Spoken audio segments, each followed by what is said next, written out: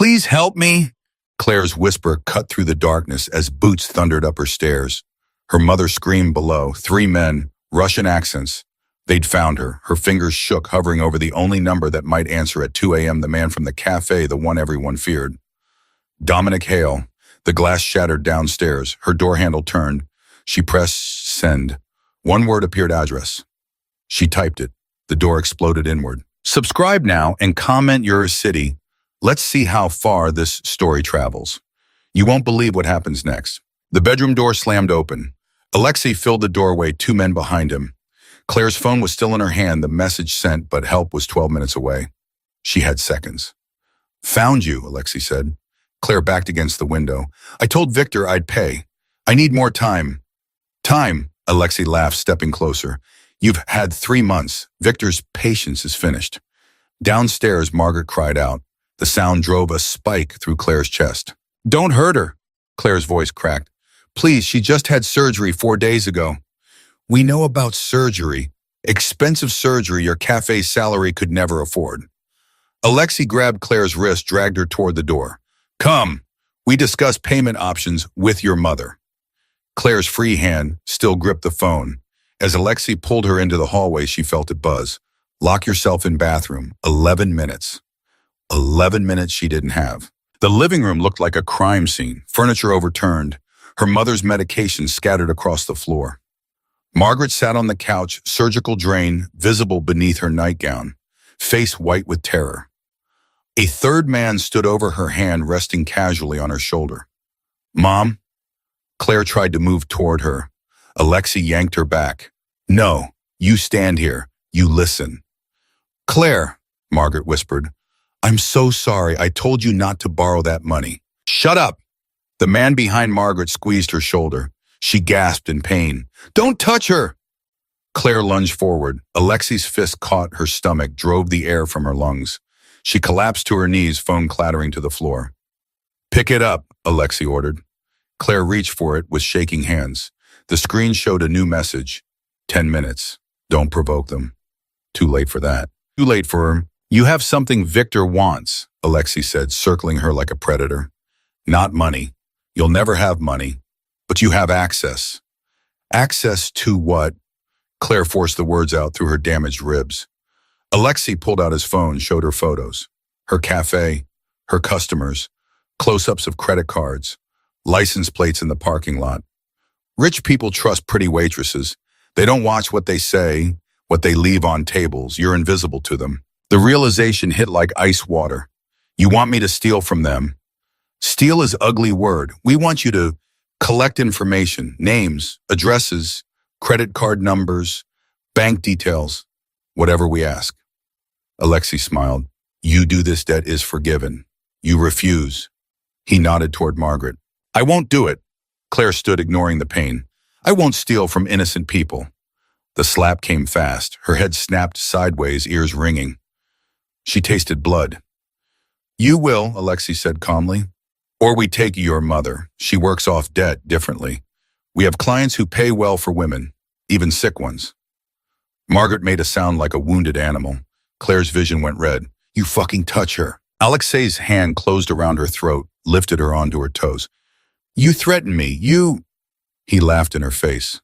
Little waitress thinks she's dangerous. Claire couldn't breathe. Black spots danced across her vision. The phone in her hand buzzed frantically. 8 minutes. Stay alive. Boss wants her functional, one of the other men said. Victor said no marks. Alexei released her. Claire dropped, gasping. 1 week, Alexei said. Victor sends you instructions. You follow them. You bring us information. Good information. Or we come back. He moved to the door, paused. And if you call police, we kill your mother before they arrive. We have cops on payroll. We'll know within minutes. Wait, Claire croaked. How do I know you'll keep your word? How do I know you'll forgive the debt? You don't. Alexei's smile was arctic. But you know what happens if you refuse. Choose. The door slammed. Claire crawled to her. Mother checked her over with shaking hands. Did they hurt you, Mom? Look at me. I'm fine, Margaret was crying. Claire, what have we done? Nothing. We did nothing wrong. You got sick. I saved your life, that's all. Claire found her phone, saw the messages. 6 minutes, I'm close. There's someone coming, she whispered. Someone who can help. Who? Margaret grabbed Claire's arm. Who did you call? Before Claire could answer, her phone rang. Unknown number. She answered on speaker. Claire Bennett. The voice was male-controlled with an edge like cut glass. Are they gone? Yes. Who is Dominic Hale? You texted me 14 minutes ago. I'm outside your building. Gray Mercedes. Bring your mother. You have 90 seconds before they circle back. How do you know they'll circle back? Claire demanded. Because that's what I'd do. Test whether you call police. Watch your reaction. See if you run. A pause. They're watching from 2 blocks east. If you leave through the front, they'll see you. There's a service exit through the basement. Use it. 60 seconds. Margaret's eyes went wide. Claire, who is this man? Claire remembered 3 days ago. The cafe, Jenna grabbing her arm, whispering urgently. That's Dominic Hale. Don't stare. Don't talk to him. He's not someone you want to know. But he'd left his card anyway, written his number on the back. If you ever need anything. She'd thought he was flirting. She'd been wrong. He's someone who might keep us alive, Claire said. Can you walk? I don't have a choice, do I? They made it to the basement in 40 seconds. The service exit led to an alley. Claire pushed open the door and found a man in a black suit waiting. He was massive, scarred, terrifying. Margaret whimpered. James, the man said simply. He spoke into his wrist. I have them, bringing them around. The Mercedes appeared at the alley entrance, moving fast. James opened the back door, helped Margaret inside with surprising gentleness. Claire hesitated. Get in the car, Miss Bennett. James's voice was flat. Or stay here and die. Your choice. Claire got in. The man in the back seat made the already large car feel small. Dominic Hale wasn't just handsome, he was precise. Every line of his suit perfect. Every silver hair in place. Gray eyes that looked at Claire like she was a puzzle he was already solving. You're injured. He reached toward her face. Claire flinched back. Don't touch me. Your cheek is bleeding. You're holding your ribs. Alexei hit you.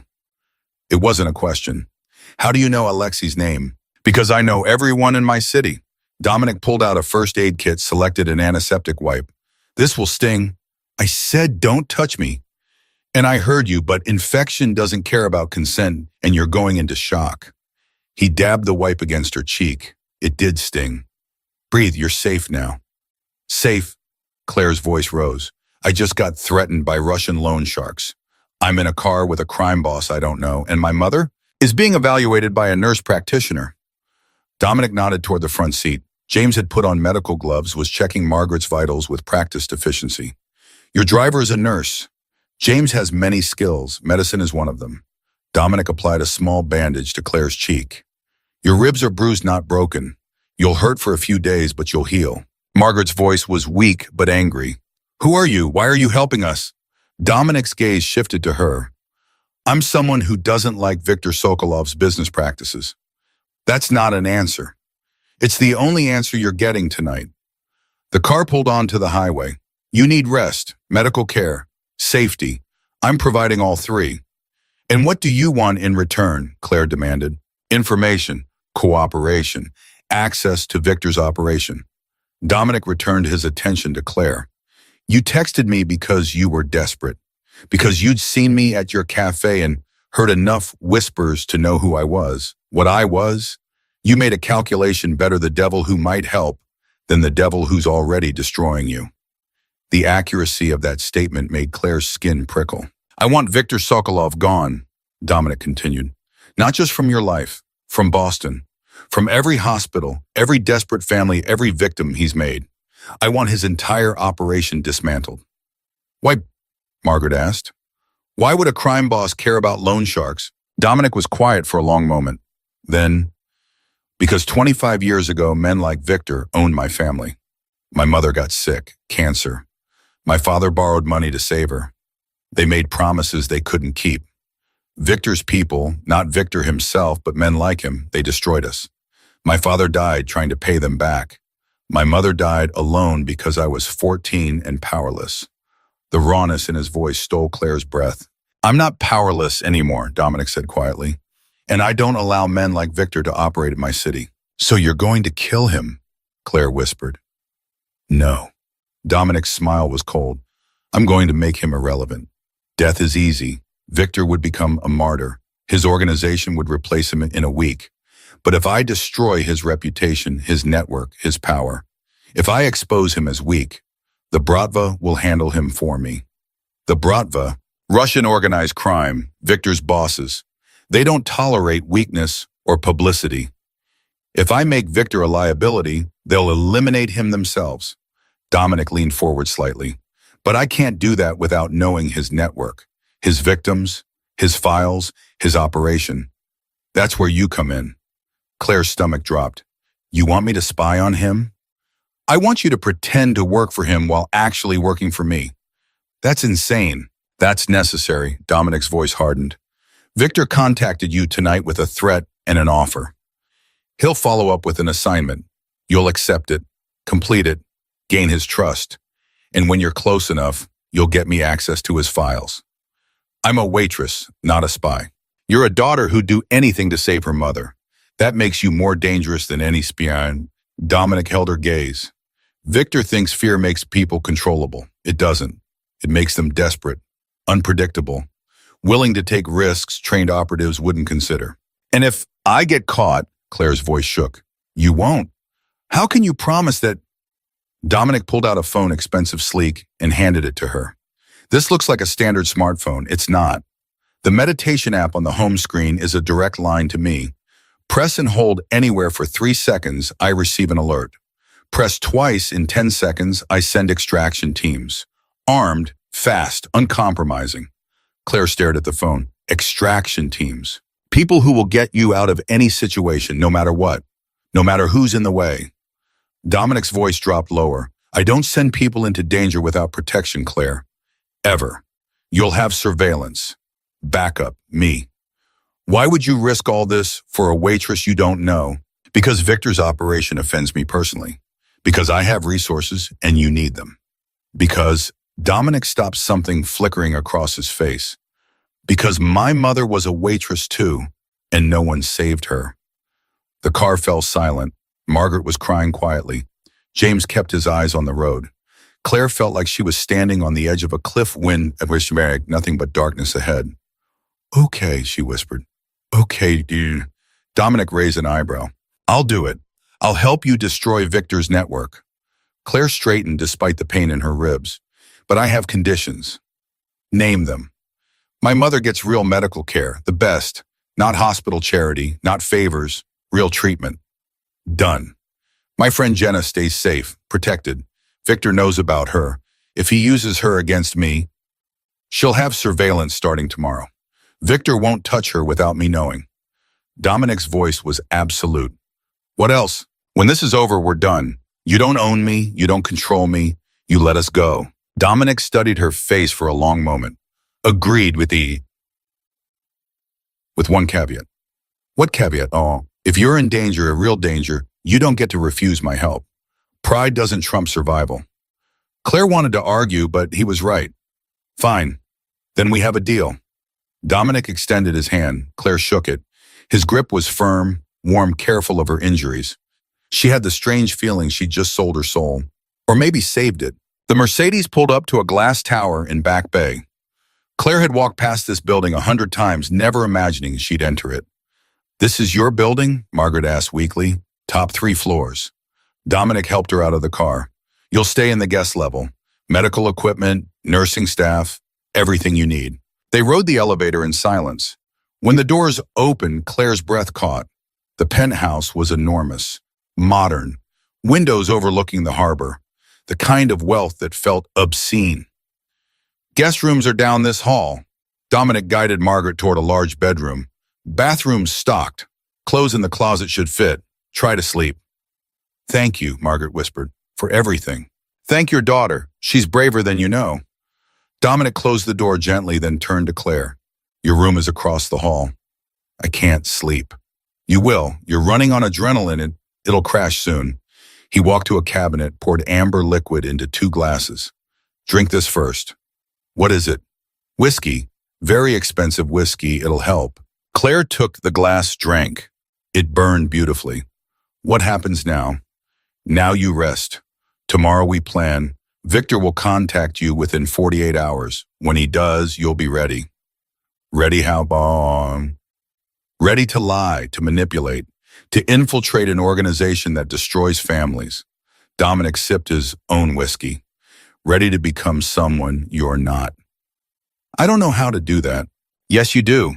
You've been doing it for months, smiling at cafe customers while drowning in debt, pretending everything's fine while your mother was dying, acting strong when you're terrified. His gray eyes held hers. You're already an expert liar, Claire. I'm just going to teach you to be strategic about it. The words should have offended her. Instead, they felt like the first honest thing anyone had said in months. I should check on my mother. The night nurse is with her, former combat medic, best in the city. Dominic refilled both glasses. Tell me about the cafe, your customers, who Victor might target next.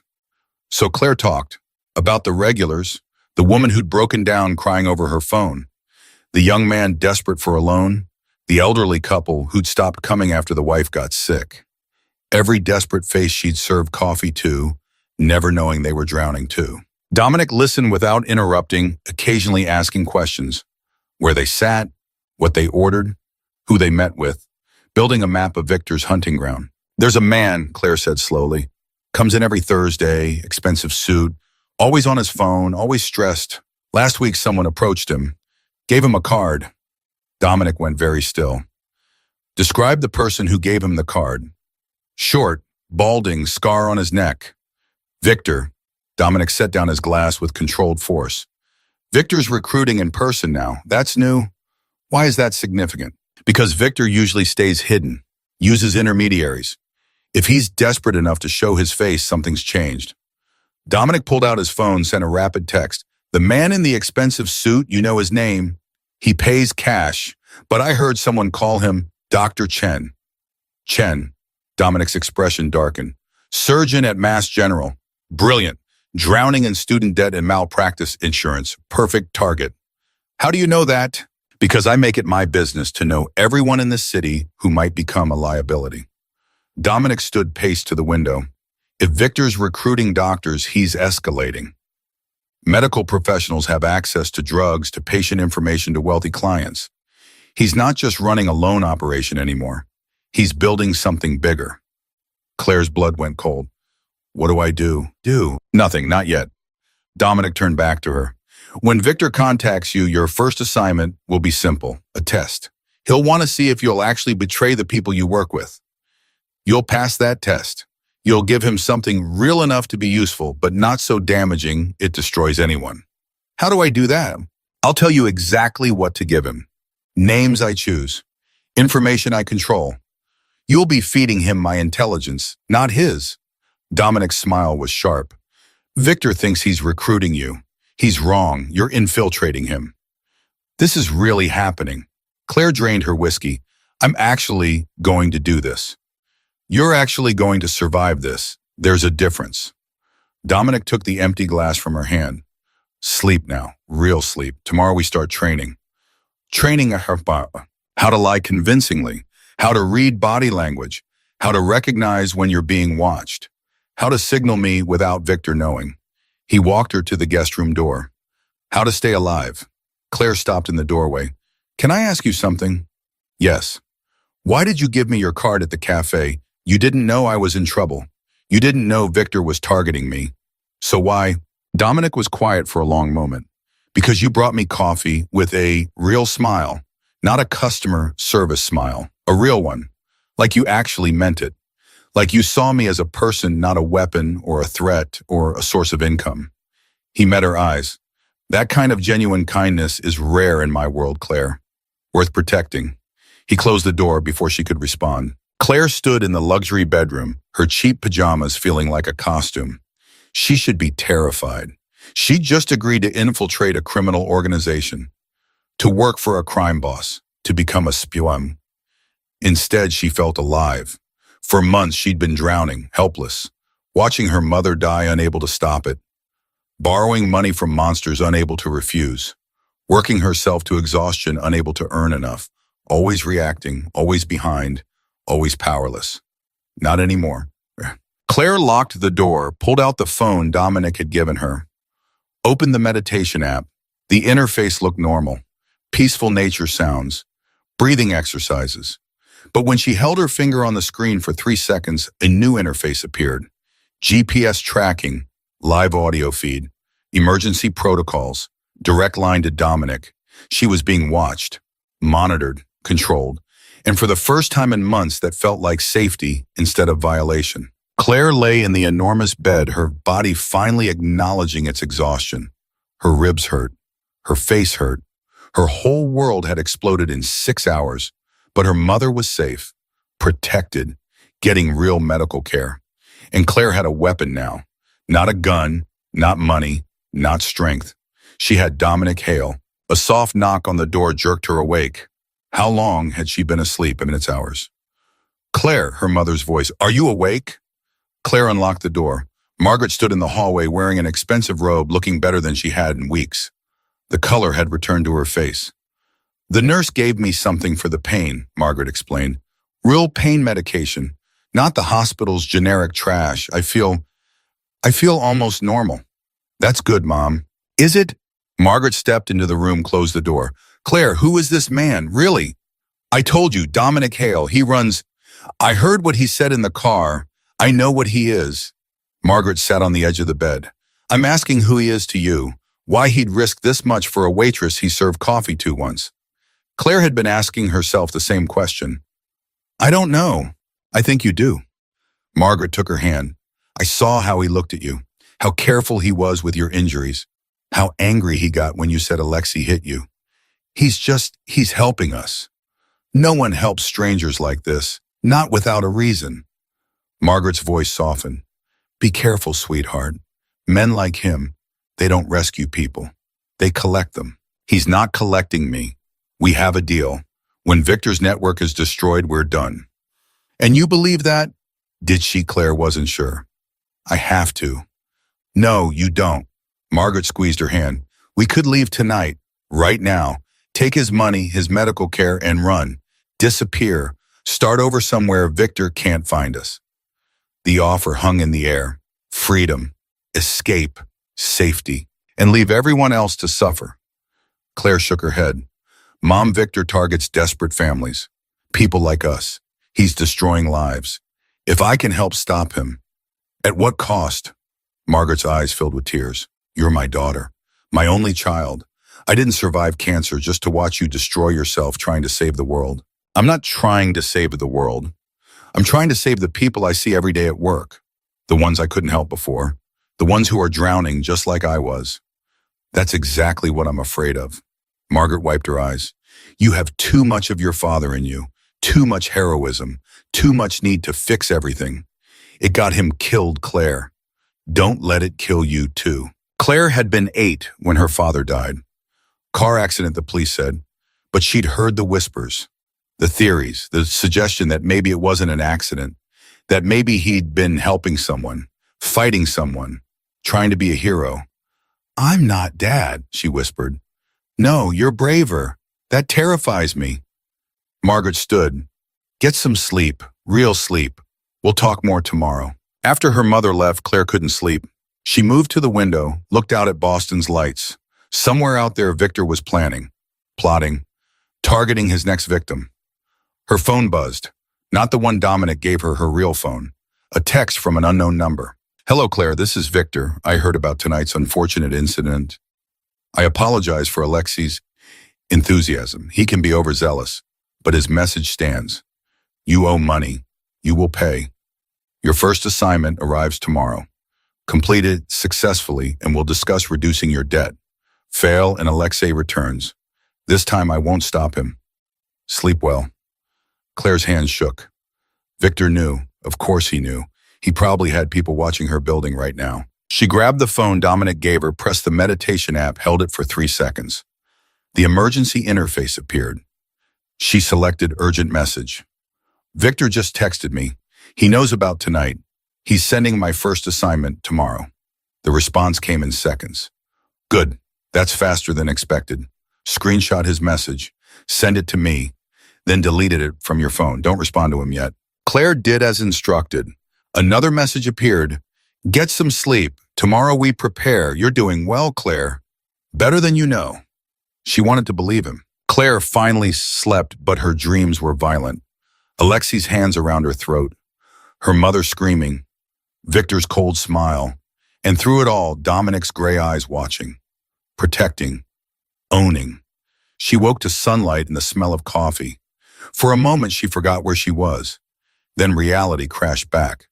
The penthouse, Dominic, Victor, the deal. Claire showered in the enormous bathroom, found clothes in the closet that fit perfectly. Someone had measured her while she slept. The thought should have been creepy. Instead, it was just efficient. She followed the coffee smell to the kitchen. Dominic stood at the counter, fully dressed in another perfect suit, reading a tablet. You didn't sleep either, Claire said. I slept enough. He poured coffee into a mug, handed it to her. Your mother's still resting. The nurse says her vitals are excellent. How long has the nurse been here? Since you arrived. At Claire's look, he added, I told you I don't take chances with people under my protection. Is that what I am under your protection? Yes. No hesitation, no qualification, just certainty. Claire sipped the coffee, excellent, as expected, and studied his face. Victor texted me last night. I know, I read the screenshot. Dominic set down his tablet.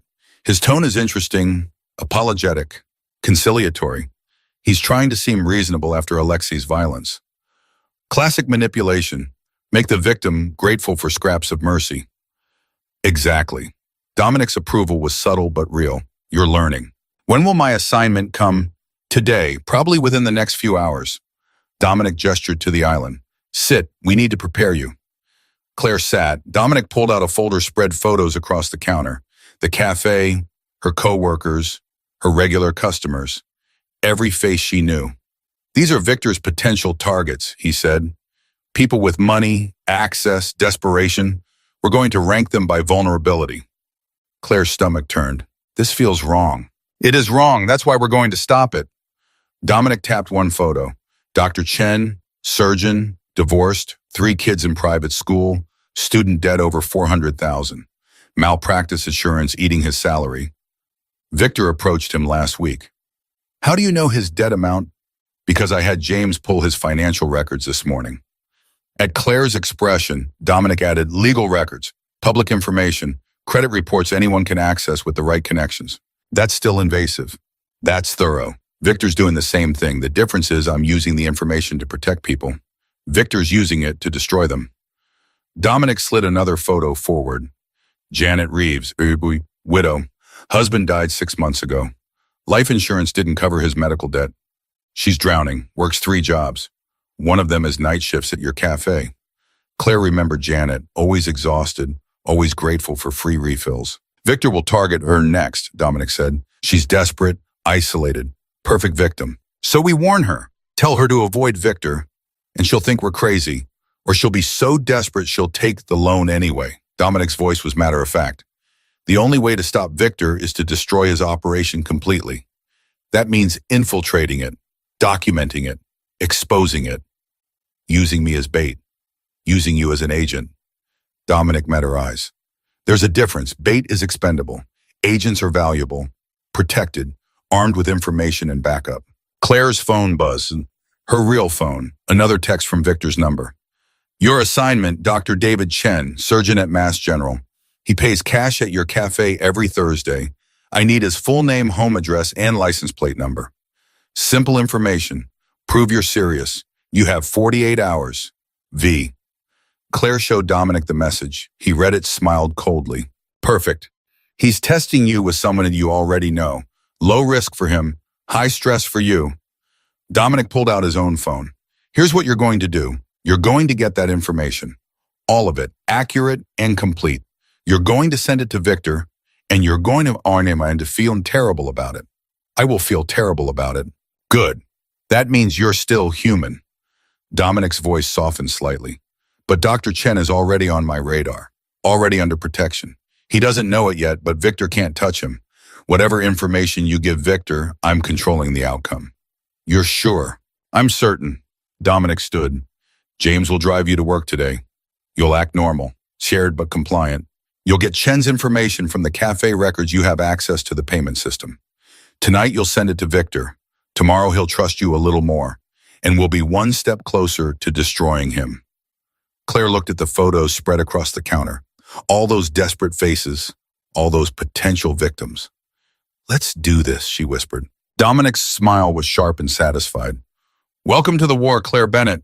The cafe smelled like burnt coffee and desperation. Claire tied her apron with shaking hands, hyper-aware of every face, every movement. James had dropped her off 2 blocks away, watched until she entered through the back. She was being protected. She was being watched. The two facts felt impossible to separate. Claire! Jenna rushed over, grabbed her arms. Oh my God, where have you been? You texted that you were sick, but you never get sick, and I called 3 times. I'm fine, Claire forced a smile. Just a stomach thing. I'm better now. Jenna's eyes narrowed. You're lying. What happened to your face? Claire had forgotten the bandage. I tripped. Hit the bathroom counter. It's nothing. That's not nothing. And you're holding your ribs weird. Claire, Jenna, please. Claire dropped her voice. I'm fine. I just need to work. Okay, I need normal. Jenna studied her face for a long moment, then pulled her into the storage room. Talk, now. What's really going on? Claire's chest tightened. Dominic had said not to tell Jenna. Victor's people were watching, but Jenna knew her too well, could read every lie. I'm in trouble, Claire whispered. The money I borrowed from my mom, the people I borrowed from, they came to my apartment. Jenna's face went white. Did they hurt you? They tried. Someone help me. Someone who... Claire stopped.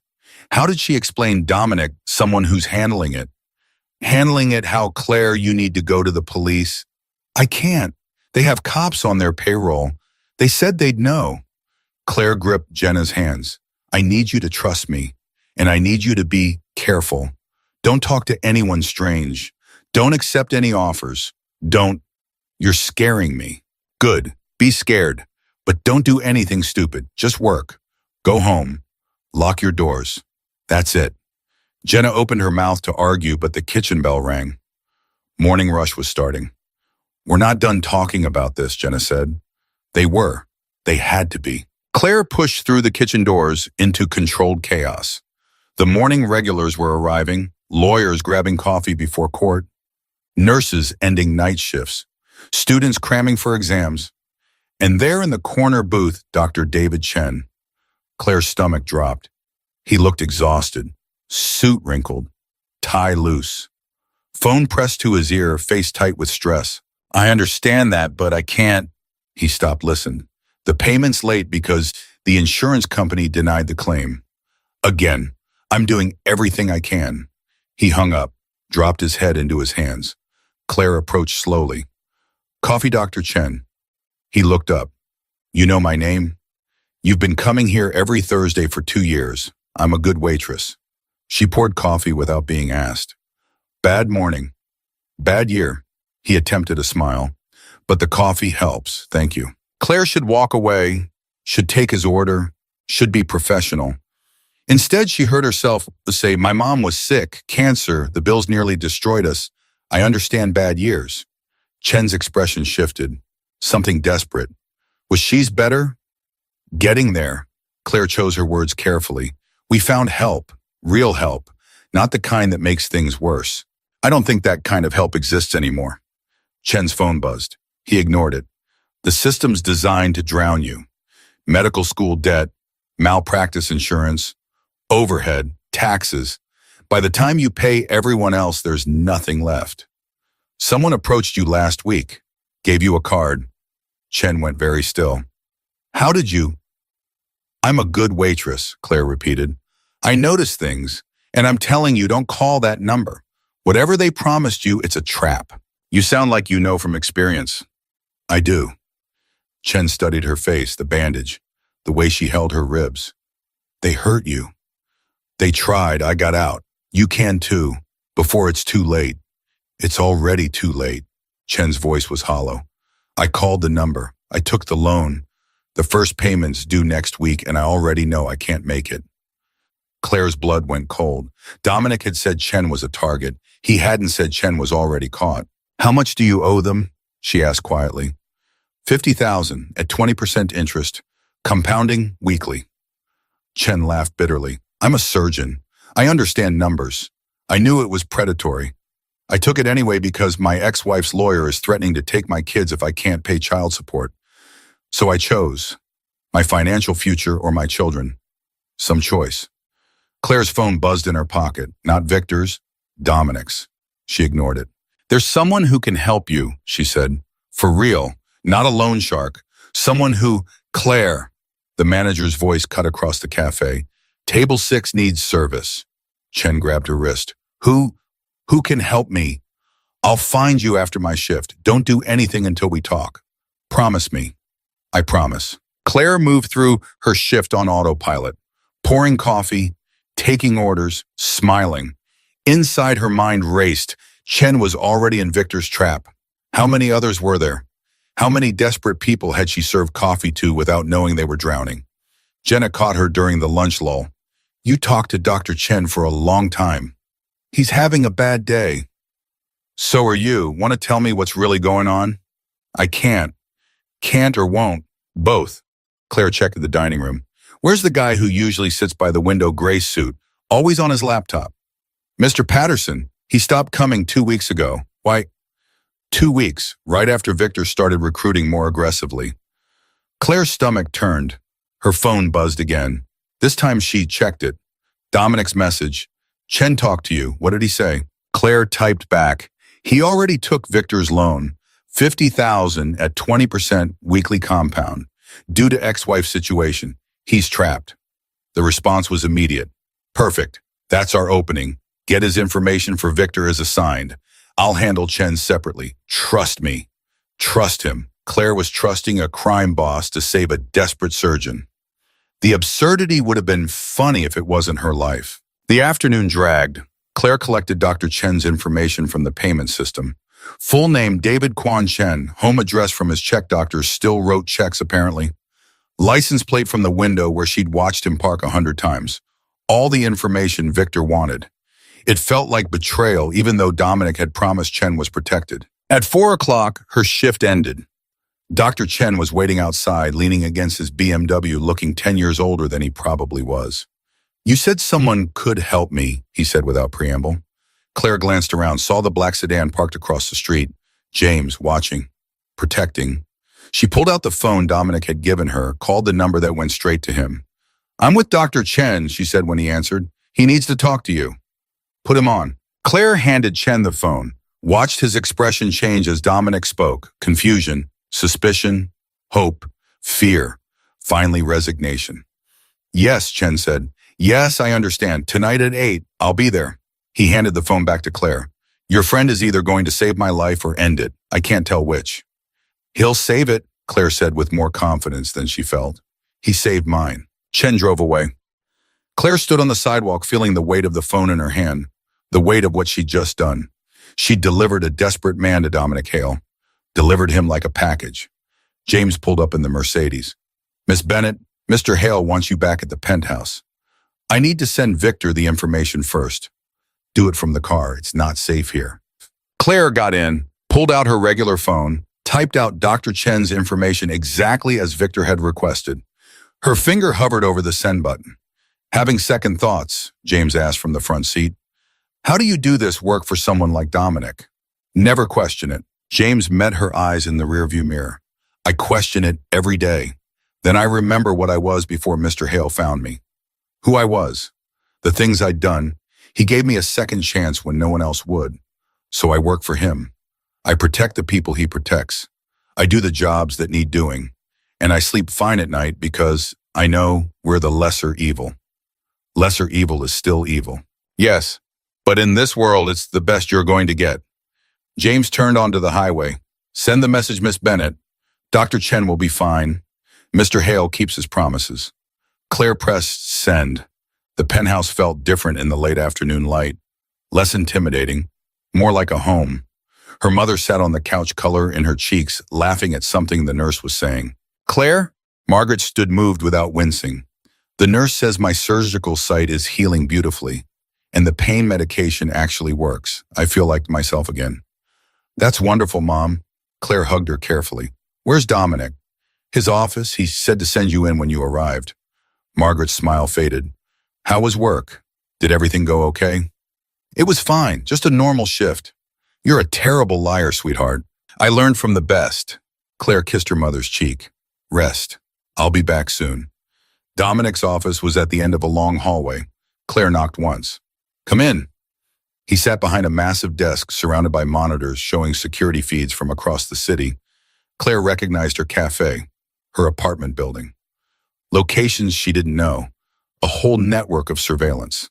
You're watching everything, she said. I'm watching what matters. Dominic gestured to a chair. Sit. We need to talk about Dr. Chen. Is he safe? He will be. I'm meeting him in 3 hours. I'll buy out his loan to Victor, restructure his debt at 0 interest, give him real financial counseling. In exchange, he'll document every interaction he had with Victor's organization. Names, dates, amounts, evidence. You're going to pay $50,000 for information. I'm going to invest $50,000 in dismantling Victor's network. Different calculation. Dominic pulled up a file on his computer. Chen isn't Victor's only victim. I've identified 17 others in the past month alone, all of them connected to your cafe somehow, either customers or people who work in the area. 17. Claire felt sick. I served them coffee, smiled at them, never knew they were suffering. You couldn't have known. Victor's operation depends on isolation, making people believe they're alone, that no one can help them. Dominic closed the file. You sent him Chen's information. Yes. Good, he'll verify it. Confirm you're willing to cooperate. Then he'll give you a harder assignment, something that requires more risk, more betrayal. That's when we need to be careful. What kind of assignment? Probably theft, credit card numbers, bank information. Something clearly illegal so he has leverage over you. Dominic's voice was matter of fact. You'll do it, but the information will be false. Cards I've set up, accounts I control. Victor will think he's gaining assets. He'll actually be walking into a trap. Claire tried to process the layers of deception. How long do we keep this up? Until we have enough evidence to destroy his entire network. Every victim, every enforcer, every connection to the Bratva. Then I'll make my move. Your move. I'll expose him to his bosses as weak, sloppy, drawing too much attention. The Bratva will eliminate him as a liability. Dominic walked to the window. Victor will disappear. His victims will be freed. His operation will collapse. And Boston will be safer. And you'll have eliminated a competitor. Dominic glanced back at her. I'm not competing with Victor. I'm cleaning up his mess. There's a difference. Is there? Yes. I don't prey on desperate families. I don't run predatory loans. I don't force people into crime to survive. His voice hardened. I run illegal operations, Claire. I'm not going to pretend otherwise, but I have rules. Victor doesn't. That makes him dangerous to everyone, including me. Claire joined him at the window. The city spread below them, lights beginning to glow in the dusk. What happens after Victor's gone? To me and my mom, that depends on you. The deal was your mother gets medical care, you get safety, Victor's network gets destroyed. After that, you are free to go. Dominic turned to face her. Unless you want to stay. Stay. Work for me. Legitimately. I own several businesses, coffee shops, restaurants, real estate, all of them legal. All of them needing good people who understand what it's like to struggle, who won't exploit vulnerability. You're offering me a job. I'm offering you a choice. Walk away when this is over. Or build something better. With resources, protection, a real future. Dominic's gray eyes held hers. You're smart, Claire. Observant. Brave. Those skills are valuable. I don't waste valuable things. I'm not a thing. No, you're a person who's had to make impossible choices to survive. I understand that better than most. He moved closer. Think about it. You don't have to decide now. Claire's phone buzzed. Victor's number. Her heart rate spiked. Open it, Dominic said quietly. The message read, information verified. Dr. Chen is exactly where you said. You've proven yourself trustworthy. Next assignment coming soon. Well done, Claire. V. He's pleased, Dominic observed. That's good. It means he's lowering his guard. It means he thinks he owns me. Let him think that. The best traps look like freedom. Dominic's smile was cold. You did well today, Claire. Better than I expected. I betrayed someone's trust. I don't feel good about it. You shouldn't. The day you feel good about betrayal is the day you become like Victor. Dominic returned to his desk. Your mother's asking about you. Spend time with her. Tomorrow we prepare for the next phase. What's the next phase? Making Victor believe you're completely under his control. That's when he'll introduce you to the rest of his operation.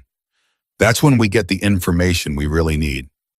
Claire left the office, her mind spinning. In the living room, her mother was asleep on the couch, the nurse quietly monitoring her vitals. She looked peaceful, healthy, alive. Claire had sold Dr. Chen's information to save her mother, would sell more to protect her, would become exactly what Victor wanted her to be. Except she wouldn't, because Dominic was pulling the strings, controlling the outcome, turning her betrayal into a weapon. The thought should have been comforting. Instead, it felt like trading one cage for another. Jenna called at 7. Claire almost didn't answer. I know you're lying to me, Jenna said without preamble.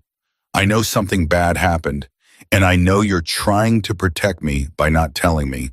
But Claire, I've been your best friend for 6 years. You can't shut me out. I'm not. Yes, you are. You're doing that thing where you think you have to carry everything alone. Like asking for help makes you weak. Jenna's voice softened. Whatever's happening, you don't have to do it by yourself. Claire's throat tightened. I'm not alone. I have help. What kind of help? The kind I can't talk about. Jen, please, trust me. I'm handling it. Are you safe? Yes. Is your mom safe? And yes. Are you lying to me about either of those things? Claire thought about the penthouse, the guards, the surveillance, the crime boss orchestrating her life. No, we're safe. Safer than we have been in months. Jenna was quiet for a long moment. Okay, but when this is over, you're telling me everything, and I mean everything. Deal. After she hung up, Claire found Dominic in the kitchen cooking. Actual cooking. Pasta sauce simmering on the stove. Garlic bread in the oven. The domesticity of it was jarring. You cook? She asked. I do a lot of things that might surprise you. He didn't look up from chopping basil.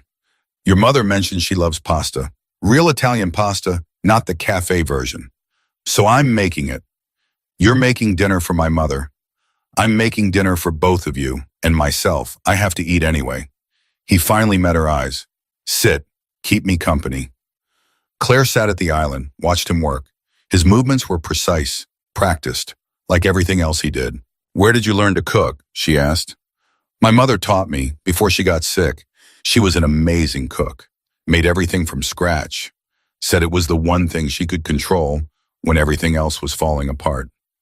Dominic tasted the sauce, adjusted the seasoning. After she died, I kept cooking. It reminded me of her, of the person I was before everything went wrong. What were you like before? Happy, naive, thought the world was fair, that hard work mattered, that good people were rewarded. He smiled without humor. Then my mother got cancer, and I learned how the world actually works. The strong prey on the weak. The system protects the powerful. And kindness is a luxury desperate people can't afford. You don't believe that anymore. I believe it more than ever. But I also believe strong people can choose not to prey, can choose to protect instead of exploit, can choose to be the exception. Dominic poured wine into 3 glasses. I'm not a good man, Claire, but I'm trying to be a useful one. Margaret appeared in the doorway, looking better than Claire had seen her in months. Something smells amazing. Dinner's ready. Dominic pulled out a chair for her. Please, sit. They ate together, the 3 of them. A crime boss, a dying woman, and a waitress turned spy. The conversation was careful, polite. Margaret asked Dominic about his businesses. He answered vaguely, talked about real estate and restaurants without mentioning anything illegal. Claire watched them dance around the truth. This is delicious, Margaret said. Thank you for everything, the medical care, the safety, the kindness. I don't know how we'll ever repay you. You don't have to repay kindness. That's not how it works. Dominic refilled her wine glass. Just get better. That's payment enough. After dinner, Margaret went to bed early. The nurse had adjusted her medications and she was tired but healing. Claire helped her settle in, kissed her goodnight. I like him, Margaret whispered. Dominic. He's dangerous, but he's kind. That's a rare combination. Don't get attached, Mom. This is temporary. Is it? Margaret squeezed her hand, because the way he looks at you doesn't feel temporary. Claire's heart skipped. He doesn't look at me any particular way. Yes, he does. Like you're something precious he's afraid to break. Like you're the first real thing he's seen in years. Margaret's smile was sad. Be careful, sweetheart. Men like that don't let go easily. Claire returned to the living room, found Dominic on the couch reading a book. Not a tablet, an actual book. She's asleep, Claire said. Good, she needs rest. He closed the book. You should rest too. Tomorrow will be difficult. Why, Miham? Because Victor will contact you with your next assignment, and this one will require you to actually commit a crime. Cross a line. That's when most people break. Claire sat beside him. Not too close, but closer than she needed to. I won't break. You might, that's okay. Breaking doesn't mean failing. It means you're still human. Dominic studied her face. The goal isn't to stop feeling guilty. It's to feel guilty and do it anyway. For the right reasons. And if I can't, then we find another way. I'm not Victor. I don't force people past their limits. He paused. But I think you're stronger than you believe. You've already proven that. By betraying Dr. Chen, by saving him, you didn't just give Victor information. You warned Chen first. Told him help was coming. That took courage. Victor thinks he's breaking you down. You are actually building yourself up. Claire wanted to believe that. Wanted to believe she was the hero of this story instead of a pawn being moved around a board. Can I ask you something personal, she said. Yes. Why do you really care about destroying Victor's Operation The Truth? Not the business answer. Dominic was quiet for a long time.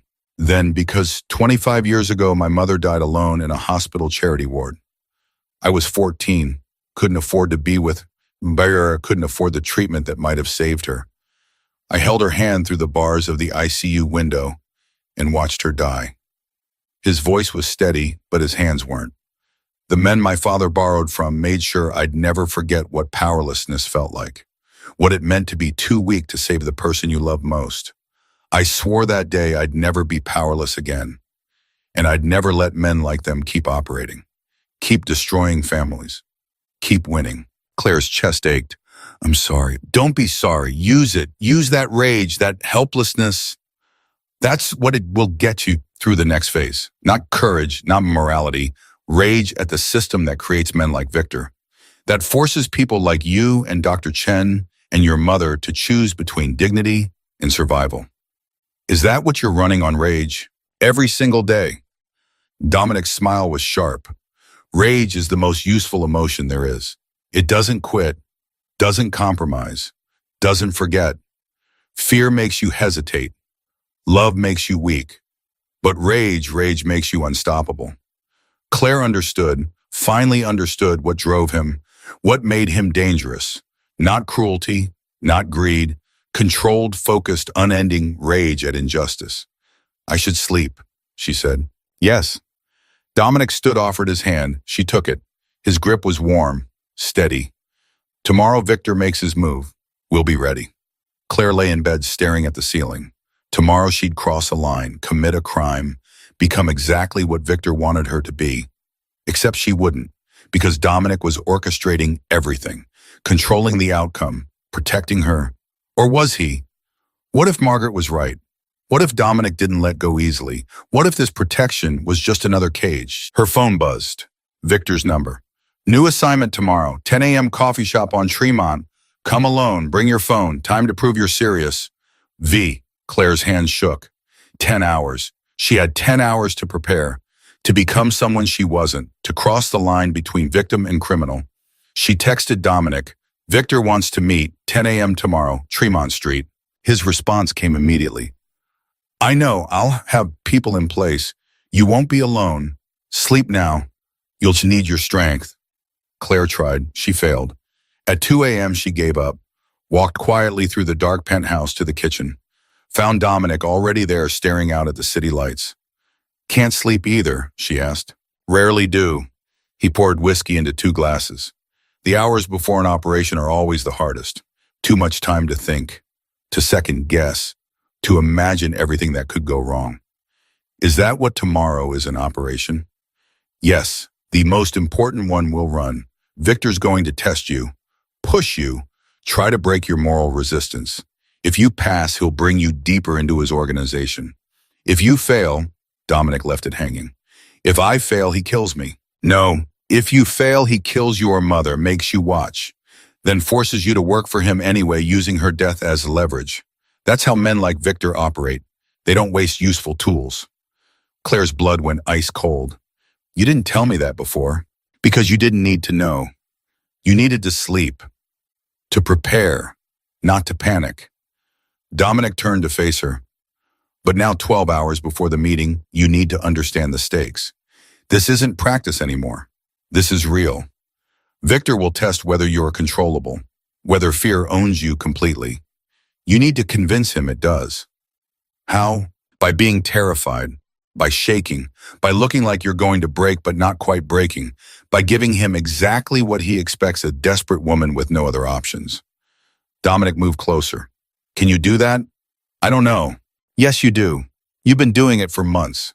Every shift at the cafe, smiling through exhaustion. Every hospital visit, pretending you weren't terrified. Every conversation with your mother, acting like everything would be fine. You're an expert at wearing masks, Claire. Tomorrow, you just wear a different one. And if I can't, then I extract you. Get you and your mother out of Boston. Set you up somewhere safe. Victor wins. His operation continues. More families get destroyed, but you'll be alive. Dominic's voice was absolutely steady. That's always an option. Say the word and we disappear you tonight. No judgment, no consequences. Claire thought about Dr. Chen, about Janet Reeves, about the 17 victims Dominic had identified, about all the desperate faces she'd served coffee to without knowing they were drowning. No, she whispered. I'm doing this. I'm finishing it. You're sure? I'm terrified, but I'm sure. Dominic's expression shifted, something like respect, maybe something more. Then we do this together. I'll be listening to everything, watching everything. You won't be alone in that room. Promise me something. What? If it goes wrong, if Victor figures out what we're doing, get my mother out first, before me. Promise, Wolfbine. Claire, promise me, Dominic. That's the only way I can do this, knowing she'll be safe no matter what. He held her gaze for a long moment, then nodded. I promise, your mother gets out first, always. Claire felt something release in her chest. Trust. Dangerous, foolish trust. Thank you. They stood in the dark kitchen, city lights painting shadows across their faces. Claire was aware of how close they were standing, how easy it would be to close the distance, how much she wanted to. You should sleep, Dominic said quietly. You have 6 hours. Will you? No, I'll be preparing, making sure every possible contingency is covered, making sure you're as protected as humanly possible. He stepped back, creating distance. But you need rest. Tomorrow you become someone else. That takes energy. Claire went back to her room, didn't sleep, just lay there practicing. Practicing fear, practicing submission, practicing being the broken, desperate woman Victor expected. At 6 a.m. she gave up, showered, dressed in her cafe uniform Victor had specified she come from work, made herself look tired, scared, defeated. Margaret was awake when Claire emerged, took one look at her daughter and knew. Today's the day, Margaret said. Yes. You don't have to do this. We can run. We can. No, we can't. Not anymore. Not without leaving other people to suffer. Claire hugged her mother tightly. I have to do this. For me, for you, for everyone Victor's destroyed. When did you become so brave? I'm not brave. I'm just tired of being powerless. Dominic appeared in the doorway. James will drive you to work. You'll do your shift as normal. At 9:45, you'll leave. Walk to the Tremont location. I'll have surveillance teams covering every angle. What if he searches me for a wire? You won't be wired. Too risky. But the phone I gave you has a passive listening device. As long as it's within 15 feet, I'll hear everything. Dominic handed her a small object. This is a panic button. Looks like a key fob. Press it twice fast and extraction teams move immediately. 30 seconds to your location. Claire took the fake key fob. It felt too light to be salvation. And if he takes it from me, he won't. It's designed to look worthless. Trust the plan, Claire. Trust me. Those words, trust me, from a crime boss, from a man who'd orchestrated her entire life for the past 48 hours. Claire looked at her mother, at Dominic, at the life she was about to risk. Okay, she whispered, let's do this. The cafe shift crawled. Every customer felt like a threat. Every door opening made Claire's heart spike. Jenna kept shooting her worried looks, but Claire couldn't meet her eyes. Couldn't risk breaking the mask she'd spent all night building. At 9:42, Claire untied her apron. Her hands were steady. That surprised her. Inside, she was screaming. Outside, she was calm, controlled. Exactly what she needed to be. Leaving early? Jenna asked. Doctor's appointment. For my mom. The lie came easily now. Too easily. Claire, I'm fine, Jen. I promise. I'll call you later. She wouldn't, couldn't, not until this was over. The walk to Tremont Street took 6 minutes. Claire counted every step, felt the phone in her pocket, the panic button on her keychain. Dominic's voice in her head. You're not alone. I'm watching. I'm listening. You're protected. The coffee shop was small, dingy, not the kind of place she'd normally enter. A man sat in the back corner, short, balding, scar on his neck barely visible above his collar. Viktor Sokolov, the man who'd destroyed her life without ever meeting her. Until now. Claire walked to his table, sat down without being invited, kept her eyes down.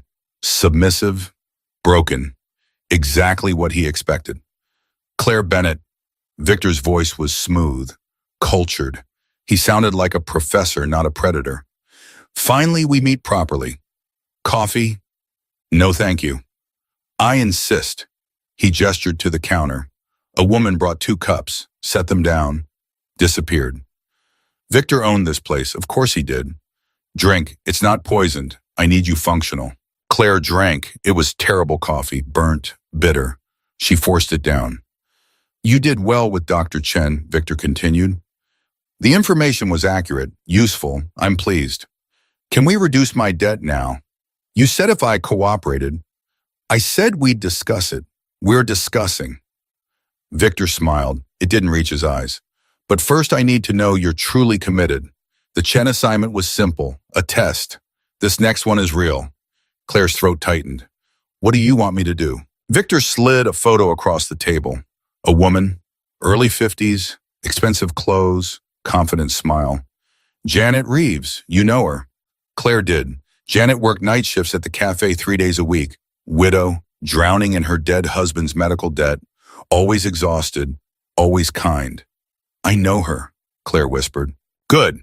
She has something I need, access to her late husband's business accounts. He was a hedge fund manager, very successful, very dead, very useful. Victor's smile widened. Janet trusts you. You're the friendly waitress who gives her free refills, who asks about her day, who makes her feel seen. Claire's stomach turned. You want me to steal from her? I want you to help her. She's drowning in debt. I've already offered her a loan. She's considering it, but she's hesitant, scared. That's where you come in. Victor leaned forward. You tell her your story, how I helped you, how the loan saved your mother, how grateful you are. You convince her to trust me. And then she takes the loan, signs the papers, gives me access to her accounts as collateral. I drain them. She's left with nothing and debt she can never repay. She works for me. Forever. Victor said it like he was describing a business transaction. Casual, simple, monstrous. I can't do that to her. Yes, you can, because if you don't, Alexei visits your mother tonight. The nurse Dominic Hale hired is very good, but she's not a bodyguard. She won't stop 3 armed men. Claire's blood froze. Omis. How do you know about Dominic? Victor's laugh was soft, amused. Did you think I wouldn't notice the most powerful crime boss in Boston suddenly takes interest in a desperate waitress? Of course I noticed. I've been watching you, Claire. Watching him. Watching everyone. The coffee shop felt like it was closing in. Victor knew. He knew about Dominic, about the penthouse, about everything. Don't panic, Victor said calmly. Dominic Hale and I have an understanding. He runs his operations. I run mine. We don't interfere with each other. You're not important enough to break that arrangement. Then why tell me you know? Because I want you to understand something very clearly. Dominic can't protect you from me. Won't protect you. You're a waitress, a nobody. He's using you for information just like I am. The difference is, I'm honest about it. Victor finished his coffee. So here's what's going to happen. You're going to convince Janet Reeves to trust me. You're going to help me destroy her life. And then you're going to come back here, and I'm going to give you another assignment, and another, until I own you completely. Claire's hands shook. She let Victor see the fear, the helplessness, exactly what he wanted to see. I'll do it, she whispered. Good girl. Victor stood. Janet works tonight, 11 p.m. to 7 a.m. You'll be there. You'll have a friendly conversation. You'll plant the seeds. Tomorrow she calls me. Next week she signs the papers. Simple. And my debt reduces by $5,000. See, I'm generous. Victor dropped cash on the table. One more thing, Claire. If you tell Dominic about this conversation, I'll know. If you warn Janet, I'll know. If you do anything except exactly what I've told you, your mother dies.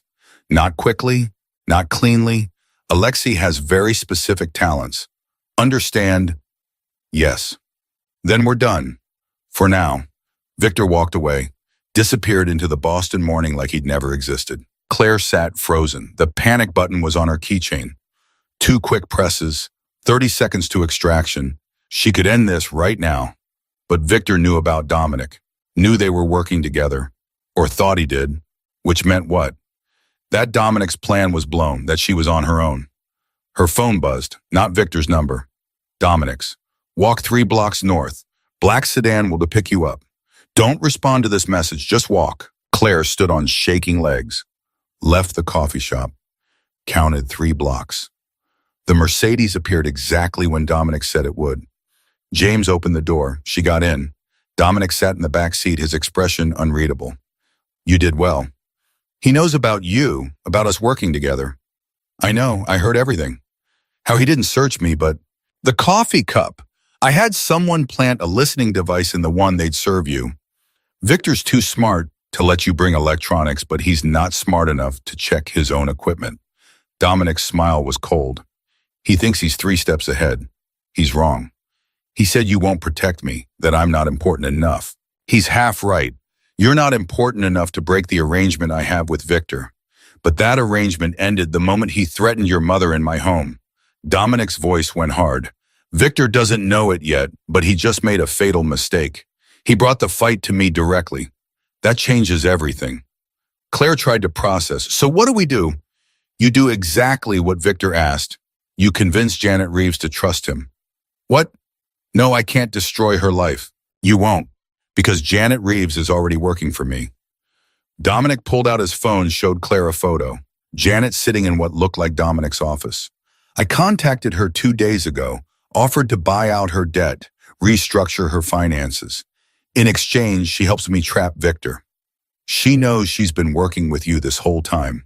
She's been terrified and desperate this whole time. I gave her a way out. She took it. Dominic's expression softened slightly. Janet's not a victim anymore, Claire. She's an asset. When you convince her to trust Victor tonight, she'll pretend to be convinced. She'll call him tomorrow. She'll sign his papers. And every single thing she does will be documented, recorded, evidence. Claire's mind spun.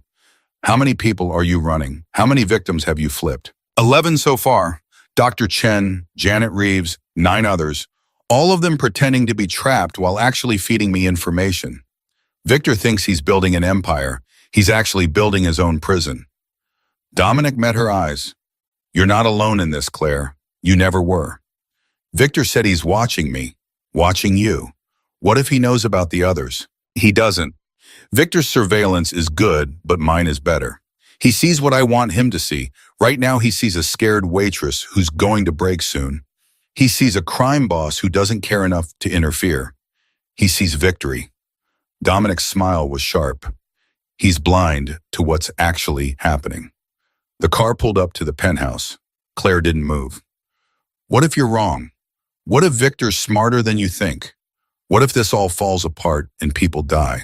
Then I miscalculated, and I deal with the consequences. But I'm not wrong, Claire. I've been playing this game for 25 years. Victor's been playing for 5. He's good. I'm better. That's not reassuring. It's not meant to be. It's meant to be true. Dominic opened the car door. Come inside.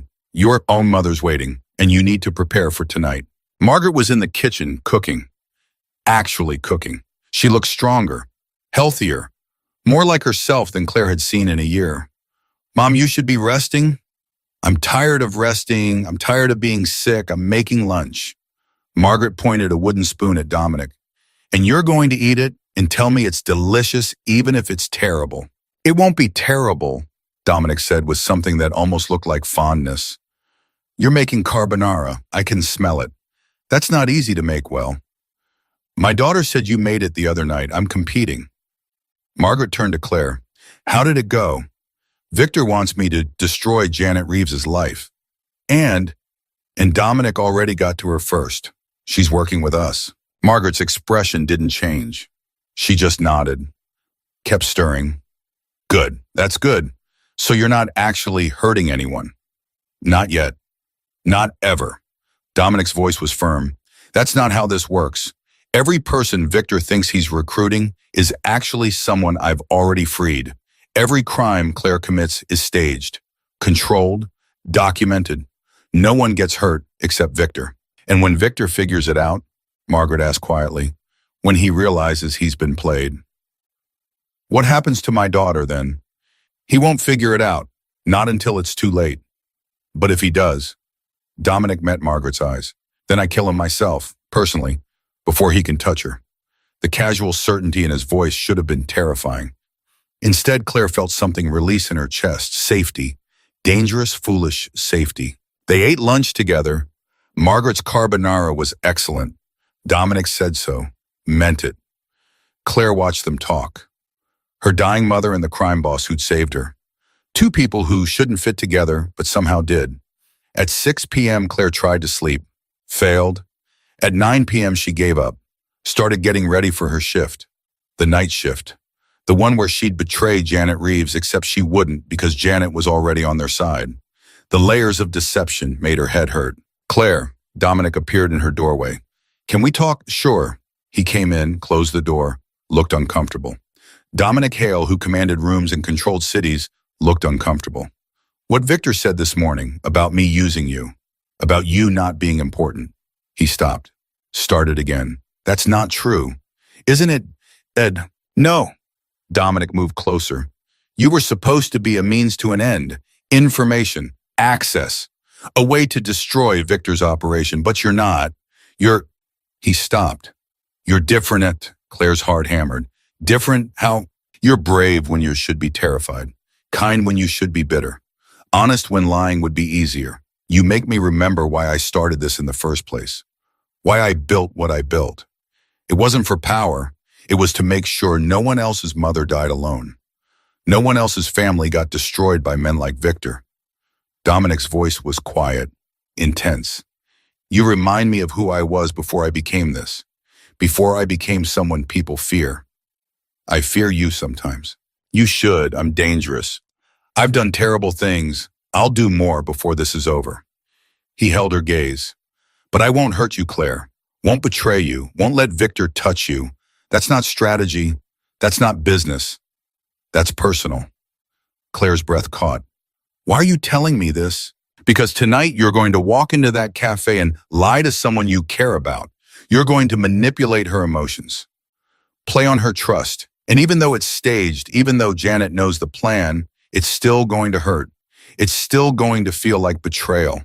And I need you to know that what you're doing matters, that you matter. To the operation, to your mother, to me. The last two words hung in the air between them. This is a bad idea, Claire whispered. Whatever this is, whatever's happening between us, it's a terrible idea. I know. You're a crime boss. I'm a waitress you're using to destroy your enemy. I know. My mother's dying. Victor wants to own me. My whole life is falling apart. I know. Dominic stepped closer, close enough that Claire could feel his warmth, smell his cologne, see the flecks of silver in his gray eyes. And yet here we are. Claire knew she should step back, should maintain distance, should remember this was business, not personal, should remember that men like Dominic didn't fall for women like her, didn't let people in, didn't risk vulnerability, but she didn't step back. I have to go to work, she said quietly. I know. James will drive you. I'll be listening. If anything goes wrong, I know. 30 seconds. Extraction teams? You've told me. Claire touched his hand, just briefly, just enough. Thank you for caring, even if you shouldn't. Caring isn't a choice, Claire. It's a consequence. You happened to me. Now I have to deal with it. He left before she could respond. Claire stood in her room, heart racing, mind spinning. This was wrong, dangerous, stupid. She was falling for a man who killed people, who ran illegal operations, who would never be safe or normal or anything she should want, and she didn't care. The cafe at 11 p.m. was different, quieter. The night crowd was smaller. Nurses, night workers, insomniacs, and Janet Reeves sitting at table 12 looking exhausted and sad, and exactly like someone Victor would target. Claire approached slowly. Hey, Janet, rough night. Aren't they all? Janet's smile was tired. Coffee, black, strong enough to wake the dead. Claire poured, sat down. Can I ask you something personal? Sure. How do you do it? Keep going when everything's falling apart. Janet's expression shifted. Something knowing. Something that told Claire she understood exactly what was being asked. You just do, because the alternative is giving up, and I'm not ready for that yet. I borrowed money, Claire said quietly. The script Dominic had given her. The words that would make Victor think his plan was working. For my mom's treatment, from people I shouldn't have trusted. Now they own me. Oh, honey. Janet reached across the table, squeezed Claire's hand. Her grip was firm, steady, acting. What did they make you do? Things I'm not proud of, things that made me hate myself, but my mom's alive, getting better, so I tell myself it's worth it. Is it? I don't know anymore. Claire let her voice crack, let the real emotion underneath the lies show through. They want me to convince you to trust them, to take a loan, to let them help you like they helped me. Janet went very still. They sent you to recruit me. Yes. And you're telling me this because you deserve to know the truth, because I can't do this anymore, can't keep pretending that what they're offering is help when it's really a trap. Claire met Janet's eyes. Don't take the loan, Janet. Don't trust them. Run. Get out of Boston. Do whatever you have to do, but don't let them own you like they own me. Perfect. The words Dominic had written. The performance he'd directed. Claire playing the broken victim, trying to save someone else. Victor would eat it up. Janet's eyes filled with tears, real tears. Thank you, she whispered. Thank you for warning me. I'm sorry, I'm so sorry. They sent me to hurt you. You didn't hurt me. You saved me. Janet stood, hugged Claire tightly, whispered in her ear so quietly Claire almost missed it. You're doing great. Dominic's proud of you. Keep going. Then louder for anyone listening. I'm going home. I'm going to think about what you said. Really think about it. Janet left. Claire sat at table 12 shaking, not from fear, from adrenaline, from the high of pulling off the performance, from knowing Victor was listening somewhere, thinking his plan was working, never knowing he was being played. Her phone buzzed. Victor's number. Well done. You tried to save her. How noble, how predictable. She'll call me tomorrow anyway. They always do. Your debt is now $25,000. Keep cooperating and maybe you'll be free someday. V. Claire wanted to throw the phone, wanted to scream. Instead, she finished her shift, smiled at customers, poured coffee, played the role of the normal waitress whose life wasn't a carefully orchestrated trap. James picked her up at 7 a.m. Claire collapsed in the back seat. How did I do? Perfectly. Victor believed every word. He's already planning Janet's recruitment strategy. James's voice held approval. Mr. Hale wants to see you. Now I'm exhausted. Now. The penthouse was quiet. Margaret was still sleeping. The nurse was monitoring vitals in the guest room. Dominic stood at the window watching the sunrise, phone pressed to his ear. I don't care what it costs. Buy the building, evict the tenants. Tear it down if you have to. I want Victor's operation in that location shut down by end of week. He hung up, turned to Claire. You were brilliant tonight. I followed your script. You made it real. That's different. Victor's convinced you're breaking, trying to rebel, but too weak to actually resist. Exactly what we needed. Claire sank onto the couch. How much longer do we have to do this? How many more people do I have to pretend to betray? 3 more, maybe 4. Then we'll have enough evidence to move. Dominic sat beside her, closer than necessary. Victor's building a case against himself. Every interaction, every threat, every victim. It's all documented, recorded. When I'm done, the Bratva will have no choice but to eliminate him. And then what? We just go back to normal. There is no normal, Claire. Not anymore. You've seen too much. Know too much. Victor's people will always see you as a traitor. The Bratva will always see you as a loose end. Dominic's voice was matter-of-fact. You can't go back to your old life. That life ended the night you texted me. Claire's chest tightened. So what do I do? You stay with me. Work for me. Let me protect you. Build a new life. A better one. Dominic touched her face gently. Or you disappear. New city, new identity, new everything. I'll set it up, fund it, make sure you and your mother are safe. Then you never see me again. Those are my only options. Yes, Claire wanted to be angry, wanted to rage at being backed into a corner. But she was too tired, too wrung out, too aware that he was right. I hate this, she whispered. I know. I hate that my life isn't mine anymore, that every choice is controlled by Victor or you or whoever's pulling the strings. I know. But I don't want to disappear. I don't want to run. I don't want it to hide. Claire met his eyes. I want to fight. I want to finish this. And then I want to decide what happens next on my own terms. Dominic's smile was soft, real. Then that's what we'll do. He kissed her forehead. Gentle. Careful. Not sexual. Just present. Then he stood. Sleep now. You've earned it. Tomorrow we plan the next phase. Claire didn't sleep. Couldn't sleep. She lay in bed watching the sunrise paint the ceiling gold, thinking about choices and consequences, and the fact that she'd fallen for a man who'd never be safe. Her mother knocked at 9 a.m., came in without waiting for permission, sat on the edge of the bed. You're in love with him, Margaret said. Mom, don't deny it. I'm your mother. I see things. Margaret's voice was gentle. It's a terrible idea, sweetheart. He's dangerous, complicated. His life will never be normal. I know, but you don't care. I care. I'm just too tired to fight it. Claire sat up. What do I do? You be careful. You protect your heart. You remember that love isn't enough to fix broken people. Margaret touched Claire's face. But you also remember that sometimes broken people are the only ones who understand what you've been through, who don't flinch at your scars, who know what it costs to survive. Did you love someone like that before Dad? Margaret's smile was sad.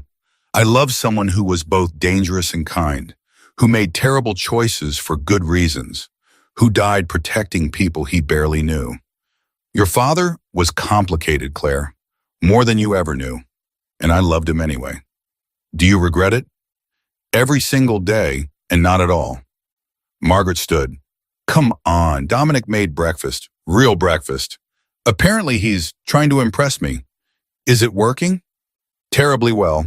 I'm extremely impressed and annoyed about it. They ate together, the 3 of them. Eggs, bacon, fresh bread. Dominic cooked like he did everything else precisely competently with complete control. Margaret teased him about his perfectionism. He took it with surprising grace. Claire watched them.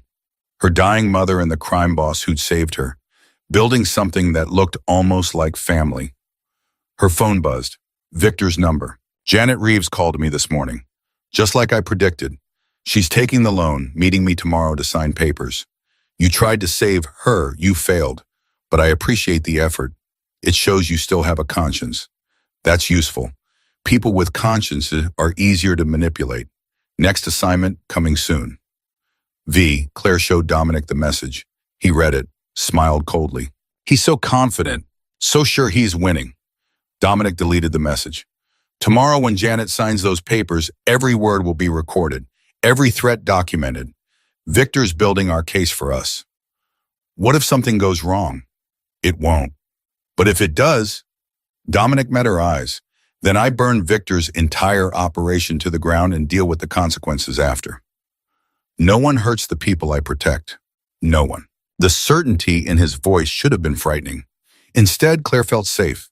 That night, she couldn't sleep again. Wandered the penthouse in the dark, found Dominic in his office surrounded by monitors watching surveillance feeds. You should be sleeping, he said without looking up. So should you. I don't sleep much, haven't for years. He gestured to a chair. Keep me company. Claire sat, watched the feeds with him. The cafe, her apartment building, Janet's house, Dr. Chen's office. A whole network of surveillance protecting people Victor thought he owned. How many people are you protecting right now? She asked. Directly 14, indirectly maybe 100. Victor's operation has tentacles everywhere, cutting them off one by one. Dominic switched feeds. After this is over, I'm implementing new protocols. Better surveillance of predatory lenders. Early intervention for desperate families. Prevention instead of damage control. You're going to save people. I'm going to stop people from needing to be saved.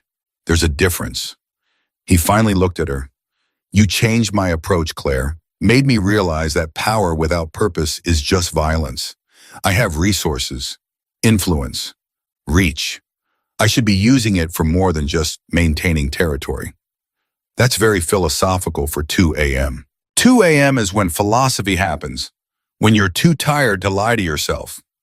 Dominic turned back to the monitors. I'm not a good man, Claire. I've killed people, hurt people, done things I can't take back. But maybe I can be useful. Maybe I can make sure fewer people end up desperate enough to text crime bosses for help. You saved my life. You saved yourself. I just gave you tools. He paused. But I'm glad you texted me, glad you trusted me, glad you're here. Even though it's complicated. Especially because it's complicated, easy things don't matter. Complicated things do. Claire moved her chair closer, sat beside him in the dark, watched the city sleep, watched Victor's victims live their lives not knowing they were being protected, not knowing they were safe. What happens when this is over? She asked quietly. We find out who we are without the crisis, without the mission, without Victor forcing us together. Dominic's voice was soft. We see if this is real or if it's just adrenaline and proximity and shared trauma. And if it's real, then we figure it out, together, one day at a time. That's not much of a plan. It's the only honest one I have. Dominic took her hand. I can promise you protection, resources, safety. But I can't promise you normal. Can't promise you easy. Can't promise my life will ever be simple. All I can promise is that I'll be honest, loyal, present. Is that enough? Claire thought about it, really thought about it, about the life she'd had before, the exhaustion, the desperation, the feeling of drowning slowly while everyone watched, about the life she had now, dangerous, complicated, built on lies and surveillance and careful manipulation, but also alive, fighting, mattering. It's enough, she whispered. Dominic kissed her, not on the forehead this time, really kissed her, and Claire kissed him back. Knowing it was stupid, knowing it was dangerous, knowing her mother would worry and Jenna would be horrified and any sane person would run. But she wasn't running, not anymore. When they finally pulled apart, Dominic's expression was unguarded, vulnerable, real. This changes things, he said quietly. I know. Victor can't know, can't use this against us. I know. And your mother is going to kill me. Claire laughed. Probably, but she likes you too much to make it quick. They sat together in the dark, holding hands, watching the monitors, planning the destruction of the man who tried to destroy them. And for the first time in months, Claire felt like she was exactly where she was supposed to be. Morning came too fast. Claire woke tangled in sheets that weren't hers, in a room that smelled like cedar, in safety with the memory of Dominic's kiss still burning on her lips. For exactly 3 seconds, she let herself pretend this was normal, that she was normal, that falling for a crime boss while infiltrating a predatory loan network was somehow a reasonable life choice. Then her phone buzzed. Reality crashed back. Victor's message was short. New assignment today, 3 p.m. Bring your friend Jenna. Time to expand your usefulness. V. Claire's blood went ice cold. Not Jenna, anyone but Jenna. She found Dominic in the kitchen, already dressed, already working, phone pressed to his ear. He took one look at her face and ended the call immediately. What happened? Claire showed him the message. Watched his expression harden into something frightening. He's escalating, faster than I expected. Dominic pulled out his own phone, sent rapid text. James is picking up Jenna now, bringing her here. We need to brief her before Victor makes contact. She doesn't know anything about this. She's completely innocent, which is exactly why Victor wants her. Another leverage point, another person to control you with. Dominic's voice was cold, controlled, but he made a mistake. He gave us warning. That means we can get ahead of it. How Jenna's not like Janet or Dr. Chen. She's not desperate. She won't take a loan. Victor can't manipulate her the same way. No, he'll use you to manipulate her, make you convince her, make you responsible for destroying your best friend. Dominic met her eyes. That's the pattern. Victor doesn't just want victims. He wants to break the people recruiting them, make them complicit, make them hate themselves. Claire's stomach turned. I can't do that to Jenna. You won't. We're going to tell her everything, right now, before Victor can make his move. Dominic poured coffee with steady hands. She's going to be angry, scared. She'll probably hate you for keeping secrets, but she'll understand why, and then she'll help us. You sound very sure about that. I am. Jenna's loyal, protective, brave. She won't let Victor use her to hurt you, trust me. Claire wanted to, desperately wanted to, but trusting felt like standing on the edge of a cliff, waiting to fall. Margaret appeared in the doorway, looking stronger every day, but worried now. What's wrong? I can always tell when something's wrong. Victor wants Jenna, Claire said quietly, wants to use her against me. Margaret's face went white. That sweet girl who's always making you laugh, who brought me flowers in the hospital. Her hands clenched into fists. Over my dead body. That's what he's counting on. That we'll fight to protect her. That we'll make mistakes. Dominic handed Margaret coffee. But we're not going to panic. We're going to bring Jenna into this. Make her part of the operation. Turn Victor's weapon into ours. You want to put another innocent girl in danger. Margaret's voice rose. My daughter is enough. Leave Jenna alone. I can't. Victor already has her in his sights. The only question is whether she walks into this blind or informed. I'm choosing informed. Dominic's voice was absolute.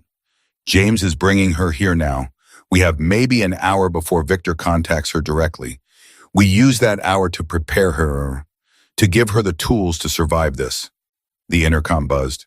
James's voice, I have Miss Miller. She's not happy. Send her up. Jenna burst through the door like a hurricane. What the hell is going on? Your driver showed up at my apartment, said it was an emergency, wouldn't explain anything. She stopped, stared at the penthouse, at Dominic, at Claire. This is where you've been. This is whose place you're staying at. Jen, that's Dominic Hale, the Dominic Hale. Jenna's voice went high, panicked. Claire, what are you doing here? What's happening? Are you okay? I'm fine, I'm safe. But I need you to listen, really listen, because your life just got very complicated. Claire moved toward her best friend, the money I borrowed from my mom, the people I borrowed it from. They're coming after you now, using you to control me, and we have less than an hour to figure out how to keep you alive. Jenna's face cycled through emotions, confusion, fear, anger, finally landing on determination. Okay, talk. Tell me everything. No more secrets. So Claire did. She told Jenna about Victor, about the home invasion, about texting Dominic, about the plan to infiltrate Victor's network, about Janet and Dr. Chen and the 11 other victims who were actually working for Dominic, about every lie, every manipulation, every terrifying moment of the past week. Jenna listened without interrupting. When Claire finished, she turned to Dominic. You're using my best friend as bait. I'm using your best friend as an agent. There's a difference. Dominic's voice was matter of fact. She volunteered. She's protected. She's valuable. Not bait. Never bait. And now you want to use me too. No, I want to protect you.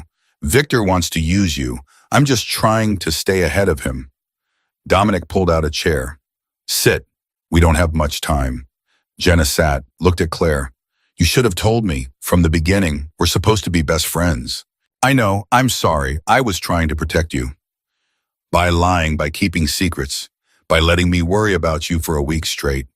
Jenna's eyes filled with tears. I thought you were in trouble. I thought you were alone.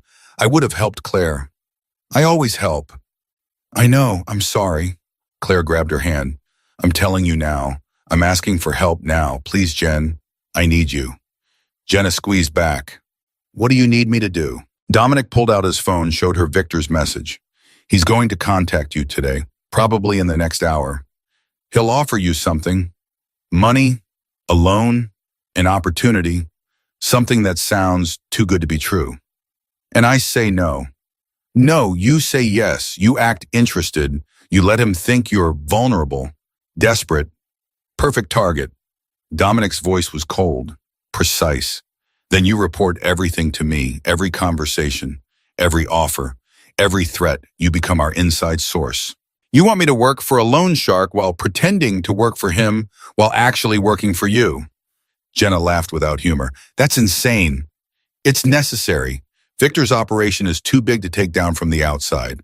We need people inside, people he trusts, people who can document his crimes. Dominic met her eyes. I know what I'm asking. I know it's dangerous, but I also know you're brave, loyal, smart. You're exactly the kind of person who can pull this off. And if I can't, if I screw up, you won't, because I'll be watching, listening, protecting you every second. Dominic's expression softened slightly. I don't let my people get hurt, Jenna, ever. That's a promise. Jenna looked at Claire. You trust him. With my life, with Mom's life, with yours. Claire's voice was steady. I know he's dangerous. I know he's done terrible things, but he keeps his promises, and he's the only chance we have. Okay. Jenna straightened her shoulders. Okay, I'm in. What do I do? The next hour was a crash course in deception. Dominic taught Jenna how to lie convincingly, how to read body language, how to signal distress without being obvious. He gave her a phone identical to Claire's, showed her the panic button, the emergency protocols, the surveillance network. Victor preys on desperation, Dominic explained. He'll research you, find your weaknesses, your debts, your fears. He'll know you're barely making rent, that you're taking online classes you can't afford, that your car needs repairs you can't pay for. He'll offer solutions. You accept them, gratefully, desperately, like someone who's drowning and just got thrown a rope. Even though the rope is actually an anchor, Jenna said quietly. Exactly, but you don't know that. You're just grateful someone's helping. Dominic checked his watch. He'll contact you in the next 15 minutes. Based on patterns, he'll offer a small loan first. $1,500, maybe $2,000. Low enough to seem manageable, high enough to matter. And I take it, you consider it. You act hesitant, you ask questions, you make him work for your trust. People who accept too quickly make him suspicious. Dominic pulled up surveillance feeds. When you meet him, and you will meet him, it'll be somewhere public. A cafe, a restaurant, somewhere you feel safe. That's intentional. He wants you comfortable, off guard. Jenna's phone buzzed, unknown number. She showed Dominic, he nodded. That's him, answer it, speakerphone. Jenna answered. Hello, Jenna Miller. The voice was smooth, cultured. Victor. My name is Victor Sokolov. Your friend Claire gave me your number. Said you might be interested in a business opportunity. Jenna's eyes went wide. She looked at Claire, who nodded. Stay calm, follow the script. I don't know what you're talking about, Jenna said carefully. Claire didn't mention anything to me. Perhaps she was being discreet. That's admirable. But I understand you're in a difficult financial situation. Student loans, rent, car repairs. These things add up. Victor's voice was sympathetic, understanding, predatory. I help people like you. People who work hard but can't quite get ahead. I offer loans, fair rates, flexible terms, no credit checks, no judgments. That sounds too good to be true. It's not. I'm simply someone who believes in helping people. Claire's mother is doing very well thanks to my assistance. I'd like to help you too. Jenna glanced at Dominic. He held up 2 fingers. Ask 2 questions. Make him work for it. What are the interest rates? Jenna asked. Competitive. We can discuss specifics when we meet. I prefer to do business face to face. Build relationships. Trust. Victor paused. Are you interested, Jenna, or should I call someone else? The pressure, the artificial scarcity, classic manipulation. Jenna had studied psychology in college. She recognized the tactics, but hearing them used on her was different, frightening, real. I'm interested, she said quietly, but I want to know more before I commit to anything. Of course, wise, cautious. I respect that. Victor's approval was warm, calculated. Let's meet, tomorrow, 2 p.m., the cafe on Newbury Street. We'll talk, no pressure, no obligations, just a conversation, okay? Tomorrow at 2. Excellent. I look forward to meeting you, Jenna, and please don't mention this to anyone. Financial matters should be private. People judge, misunderstand.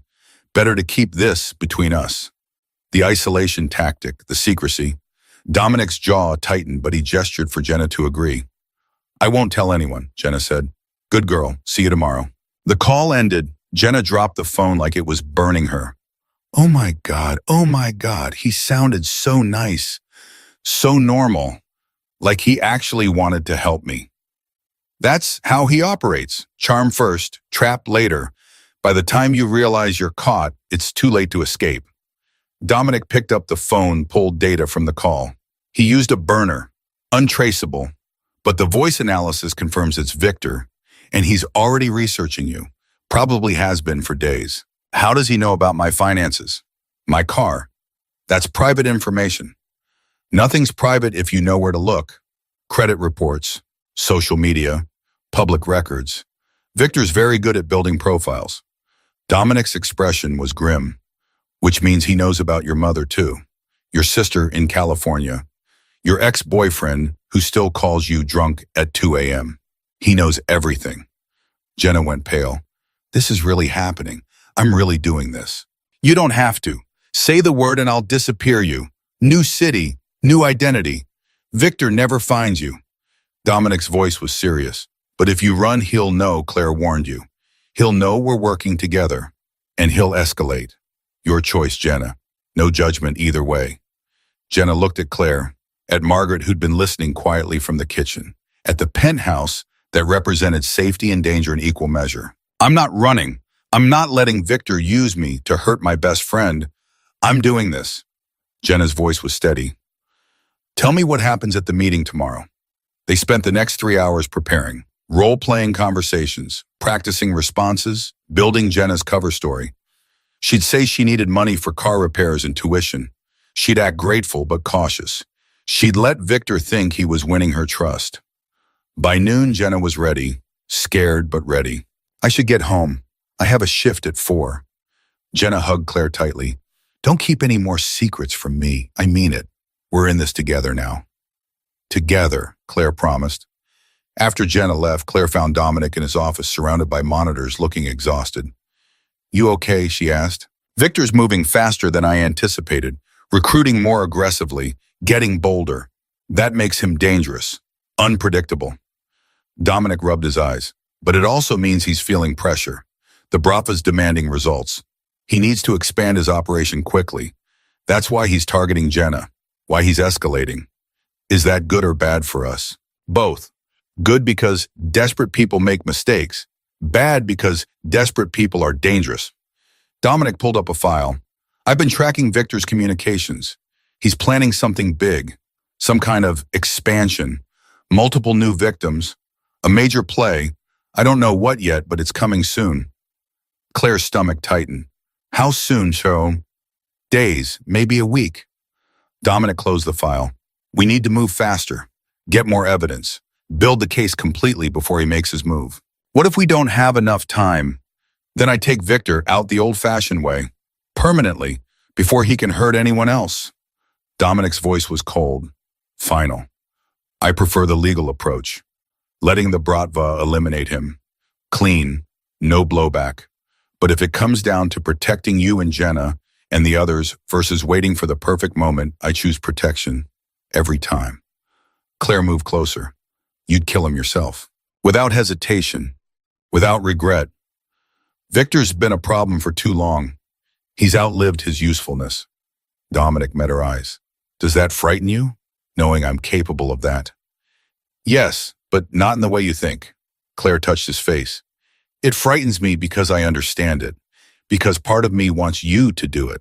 Wants Victor dead. Wants him gone so we can all be safe. And that's not who I used to be. People change. Trauma changes them. There's no going back to who you were before Claire, only forward to who you're becoming. And who am I becoming? Someone strong, someone who fights instead of running, someone who protects the people she loves. Dominic's voice softened. Someone I'm falling for more every day, even though I know I shouldn't. Claire kissed him. Long, deep, desperate. Because tomorrow Jenna would meet Victor. Because the operation was escalating. Because everything felt like it was racing toward an ending she couldn't predict. When they pulled apart, Dominic's expression was unguarded, vulnerable, real.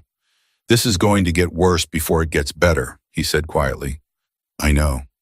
Victor's going to push harder, test you more, try to break you completely. I know. And I can't promise I'll be able to protect everyone. Can't promise no one gets hurt. Can't promise this ends cleanly. I know. Claire held his gaze. But I'm not backing down, not running, not giving up. We finish this together. Dominic smiled, small, real, together. That night, Claire couldn't sleep. She wandered the penthouse, checking on her mother, reviewing surveillance feeds, obsessing over everything that could go wrong with Jenna's meeting tomorrow. At 2 a.m., her phone buzzed. Not Victor's number, Jenna's. I can't do this. I'm freaking out. What if I mess up? What if Victor figures out I'm lying? What if... Breathe, Jen. Just breathe. Claire moved to the window, kept her voice calm. You're not alone. Dominic will have people there. Watching. Protecting. If anything goes wrong, you press the panic button and they extract you in 30 seconds. 30 seconds is a long time when someone's threatening you. I know, but you're stronger than you think. Braver than you know. You've got this. Jenna was quiet for a long moment. Are you sleeping with him, Dominic? The question caught Claire off guard. What? I see the way he looks at you, the way you look at him. I'm not blind, Claire. So are you. It's complicated. That's not a no. No, it's not a no, but Jen, it's not like that. It's not some romantic thing. It's just, he gets it, gets what it's like to be desperate, to have to make impossible choices, to hate yourself for surviving. Claire pressed her forehead against the glass. He's the first person in months who doesn't look at me with pity, who sees me as strong instead of broken. Is that love? I don't know, but it's something. Just be careful. Men like him don't let go easily. And when this is over, when Victor's gone, you're going to have to decide if you want a life built on violence and surveillance and constant danger, or if you want normal. I don't think I get normal anymore. That option ended the night Victor's men broke into my apartment. Maybe, or maybe you're just too close to see the exit. Jenna's voice softened. Get some sleep, Claire. Tomorrow's going to be hard, for both of us. After they hung up, Claire stood at the window watching the city sleep. Jenna was right about all of it. Dominic was dangerous. This life was dangerous. Getting out would be nearly impossible once Victor was gone. But the alternative was what running, hiding, pretending she could go back to serving coffee and smiling at customers and acting like the past week hadn't fundamentally changed her. No. There was no going back. Only forward, into whatever came next. Morning arrived brutal and bright. Claire made coffee, ate breakfast she couldn't taste, watched the clock tick toward 2 p.m. when Jenna would walk into Victor's trap.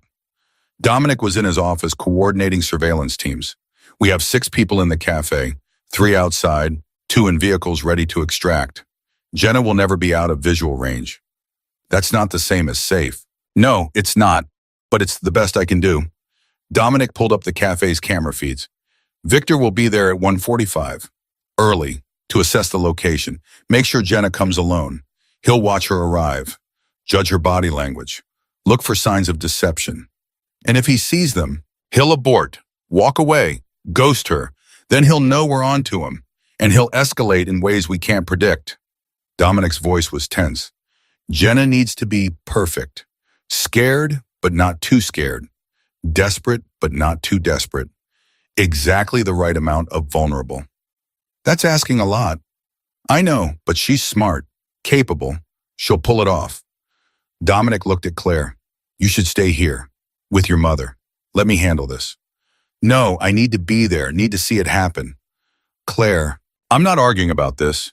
Jenna's there because of me, because Victor's using her against me.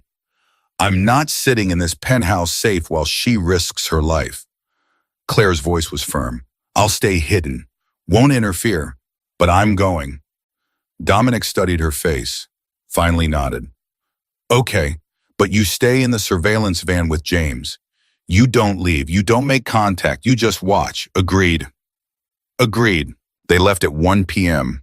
The drive took 20 minutes. The surveillance van was parked 2 blocks from the cafe, equipped with monitors showing every angle. Claire watched the feeds, hard hammering, as Victor arrived precisely at 1:45.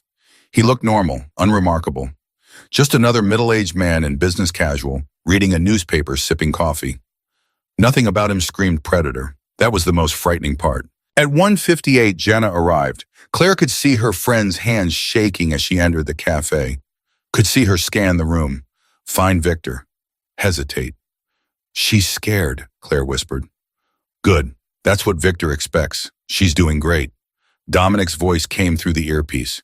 He was monitoring from the penthouse, watching the same feeds. She's approaching. Victor's standing, shaking her hand. Perfect. Natural. She's selling it. Claire watched Jenna sit across from Victor. Watched him smile. Lean forward. Project warmth and understanding. She couldn't hear the conversation, but she could read Jenna's body language. Nervous. Uncertain. Exactly right. He's making his pitch, James said quietly, offering her $1,800, 2-week repayment, 15% interest. She's asking questions, smart questions, making him work for it. The meeting lasted 23 minutes. Claire counted every second. Watched Victor write something on a napkin, push it across the table. Watched Jenna read it, nod slowly, take the napkin. She's accepting, Dominic said. He's giving her instructions. Where to meet to sign papers. Where to pick up the money. She's nodding, agreeing. Perfect. She's perfect. Victor stood, shook Jenna's hand again, left the cafe, walked calmly down Newberry Street like he hadn't just trapped another victim. Jenna sat frozen for exactly 30 seconds. Then she stood, walked out, moved toward the van like Dominic had instructed. The door opened. Jenna climbed in, looked at Claire, and burst into tears. I did it. Oh God, I actually did it. Jenna was shaking. He was so nice, Claire, so understanding. If I didn't know what he was, I would have trusted him completely. I would have taken that money and thought I was being helped. Claire pulled her friend into a tight hug. You were amazing, so brave, so convincing. I feel like I'm going to throw up. That's normal. Adrenaline crash. You're safe now. James handed Jenna a bottle of water. Drink, breathe. You did exactly what we needed. Dominic's voice came through the earpiece. Outstanding work, Jenna. Victor completely bought it. He's already making arrangements for the money transfer. You're in, fully in. Now the real work begins. Jenna looked at Claire with red-rimmed eyes. How do you do this? How do you lie to people and not fall apart? I fall apart every time. I just do it after, when no one's watching. Claire squeezed her hand. You don't have to keep doing this. You proved you could. That's enough. I can tell Victor you changed your mind. No, I'm seeing this through. Victor thinks he owns me now. Let him think that, while we build the case against him. Jenna wiped her eyes. But I need a drink. A very large drink. I can arrange that, James said with the hint of a smile. Back at the penthouse, Margaret had dinner waiting. Real food, comfort food, lasagna and garlic bread and salad. The three of them ate together while Dominic coordinated his teams from the office. You were very brave today, Margaret told Jenna. Braver than most people could ever be. I was terrified. Bravery isn't the absence of fear, it's doing what's necessary despite it. Margaret's voice was gentle. My daughter learned that. Now you have too. Welcome to the club no one wants to join. After dinner, Jenna went home, back to her normal life, her normal apartment, pretending everything was fine while carrying Victor's napkin with instructions she'd follow tomorrow. Claire found Dominic still in his office, still working, still orchestrating the careful destruction of Victor's empire. You should sleep, she said. So should you, but neither of us will. He pulled her into his lap, held her close. Jenna did well today, better than I expected. She's stronger than people think. Like me. Like you. Dominic kissed her temple. Victor's setting up Jenna's money transfer tomorrow. Once she accepts the cash, she's officially in his network. That's when we start documenting everything. Every interaction, every payment, every threat. How much longer until we have enough? Soon, 2 weeks, maybe less. Victor's moving fast, making mistakes, getting sloppy. The Bravo's pressuring him for results, and he's overextending. That's when we strike. And then Victor disappears. His network collapses. His victims go free, and we figure out what comes next. For all of us. Claire rested her head on his shoulder. I'm scared. Not of Victor, of after. Of what happens when the crisis is over and we have to figure out if this is real or just survival instinct. It's real, Claire. What I feel for you is real. I've never been good at feelings, never trusted them, but this, you, it's the most real thing I've had in 25 years. Dominic's voice was quiet, certain. Whatever happens after Victor's gone, I want you in my life. However that looks, whatever you are willing to give. I want that too, but I'm terrified I'll lose myself in your world. That I'll wake up one day and not recognize who I've become.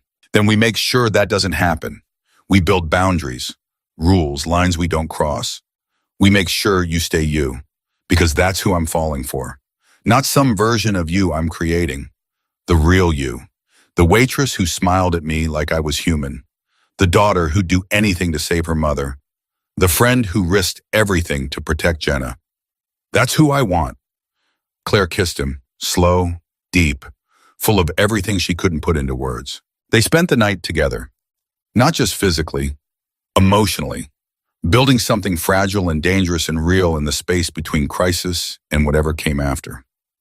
And for the first time since Victor's men broke into her apartment, Claire let herself hope, not just for survival, for something more, something that looked almost like a future. The next morning started wrong. Claire woke to silence, complete absolute silence, no coffee brewing, no Margaret humming in the kitchen.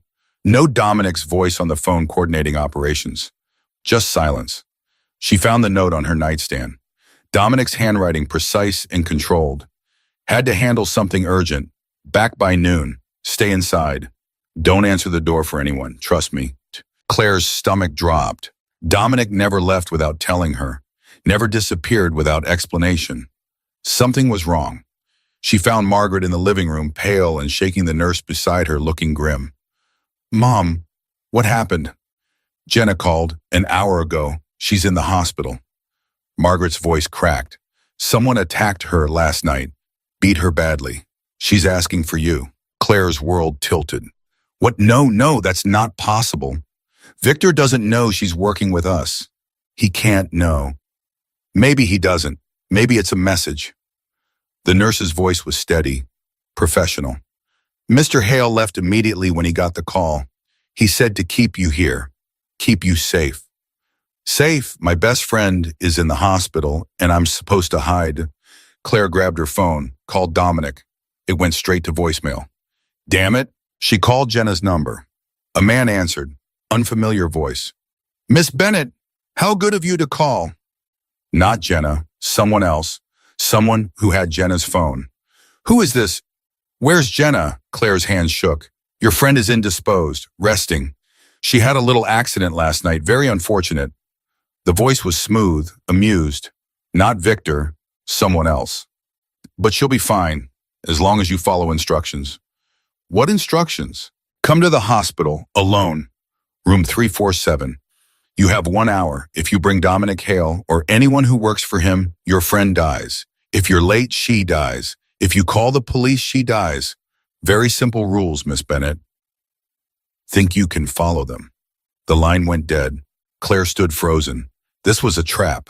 Obviously a trap. Victor was forcing her hand, making her choose between Jenna's safety and her own, making her vulnerable, isolated. Exactly what Dominic had warned her against. But it was Jenna, her best friend, the person who'd stood by her through everything. You're not going, Margaret said firmly. It's a trap. Dominic will handle this. Dominic's not here, and they'll kill her if I don't go. Claire grabbed her jacket. I have to. Then I'm coming with you. No, you're staying here, safe, where Victor can't use you against me, too. Claire hugged her mother tightly. If I'm not back in 2 hours, call Dominic. Tell him everything. He'll know what to do. Claire, please. I love you, Mom. No matter what happens, remember that. Claire left before Margaret could stop her, took the stairs instead of the elevator, slipped out through the service exit, walked 3 blocks before calling a cab. No James, no surveillance, no protection, completely alone. Exactly what Victor wanted. The hospital was chaos, emergency room packed, nurses rushing. No one noticed another visitor. Claire found room 347 on the 3rd floor. The door was closed. She hesitated. This was the moment, the choice. Walk in and probably die, or run and let Jenna die instead. Not a choice at all. Claire opened the door. Jenna lay in the hospital bed, face bruised and swollen arm in a cast, monitors beeping steadily. But alive, conscious. Her eyes went wide when she saw Claire. You shouldn't have come, Jenna whispered through split lips. I know, but I did anyway. Claire moved toward the bed. Who did this to you? I don't know. I was leaving my apartment. Someone grabbed me, hit me. I woke up here. Jenna's voice was weak, scared. Claire, they took my phone. They know everything. All our messages, all the coordination with Dominic. They know we're working together. Claire's blood went cold. Victor knows. Worse than that. A new voice behind her. The Bratva knows. Claire spun. A man stood in the doorway, tall, expensive suit, Russian accent much thicker than Victor's. Dangerous in a way Victor had never managed. My name is Dmitry Volkov. I represent the organization Victor Sokolov works for. Dmitry closed the door, locked it. And you, Miss Bennett, have created a very expensive problem. I don't know what you're talking about. Don't insult me. We've been monitoring Victor's operation for weeks, his expansion, his recruitment, his increasingly sloppy methods. And we've been monitoring Dominic Hale's interference. Dmitry sat in the visitor's chair like he owned it. You're a smart woman, working for Hale while pretending to work for Victor. Very clever. Under other circumstances, we might even recruit you. What do you want? Information. Cooperation. Your life in exchange for your friend's life. Simple transaction. Dmitry smiled, cold, reptilian. Victor has become a liability. His operation draws too much attention, makes too much noise. The Bratva doesn't tolerate noise, so we're eliminating him. Tonight, and we need your help to do it. Claire's mind raced. The Brava wanted Victor gone. That was Dominic's plan. Expose Victor as weak, let his bosses eliminate him. But this wasn't exposure. This was something else. Why do you need me? Because Victor trusts you now, thinks he owns you. He's meeting you tonight, 8 p.m., his office, to give you a new assignment, bigger than before, more dangerous. He's bringing you deeper into the organization. Dmitry pulled out a gun, set it on the table between them. You're going to that meeting. You're going to kill him, and then you're going to disappear. We'll handle the rest. I'm not a killer. Everyone's a killer under the right circumstances. The question is whether you value your friend's life more than Victor's. I think you do. Dmitry stood. You have 9 hours. At 8 p.m. you walk into Victor's office and put 2 bullets in his head, or your friend dies. Then your mother dies. Then Dominic Hale dies. And you die last, knowing you could have prevented all of it. Dominic won't let that happen. He'll protect us. Dominic Hale is currently dealing with a crisis, so I arranged. Warehouse fire, multiple casualties, very demanding of his attention. He won't even know you're gone until it's too late. Dimitri moved to the door. The gun is untraceable. Walk in, shoot Victor, walk out. Simple. We'll make it look like a robbery. No connection to you. You go back to your normal life. Everyone survives. And if I refuse, Dimitri pressed a button on his phone. On the hospital monitor, a new video feed appeared. Margaret in the penthouse. The nurse, two armed men Claire didn't recognize standing behind them. Your mother looks healthy. That can change very quickly. Your choice, Miss Bennett. Kill Victor or watch everyone you love die. He left. The door clicked shut. Claire stood frozen, staring at the gun on the table, at Jenna in the hospital bed, at the monitor showing her mother in danger. This was Victor's trap elevated. The Brava forcing her to become exactly what she'd been fighting against. A killer, a criminal, someone who crossed the ultimate line. Don't do it, Jenna whispered. Claire, don't. It's what they want. They're making you the weapon, making you complicit. Don't give them that. They have my mother. They'll kill her. Dominic will get to her first. You know he will. He promised to protect her. He keeps his promises. Jenna struggled to sit up. Call him right now. Tell him everything. Claire pulled out the phone Dominic had given her, pressed the emergency protocol. 2 quick presses.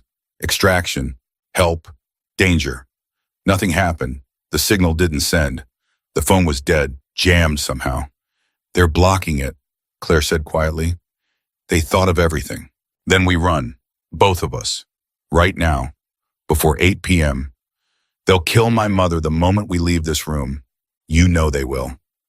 Claire picked up the gun. It was heavy, real, loaded. I have to do this, Jen. I have to save her. By becoming a murderer.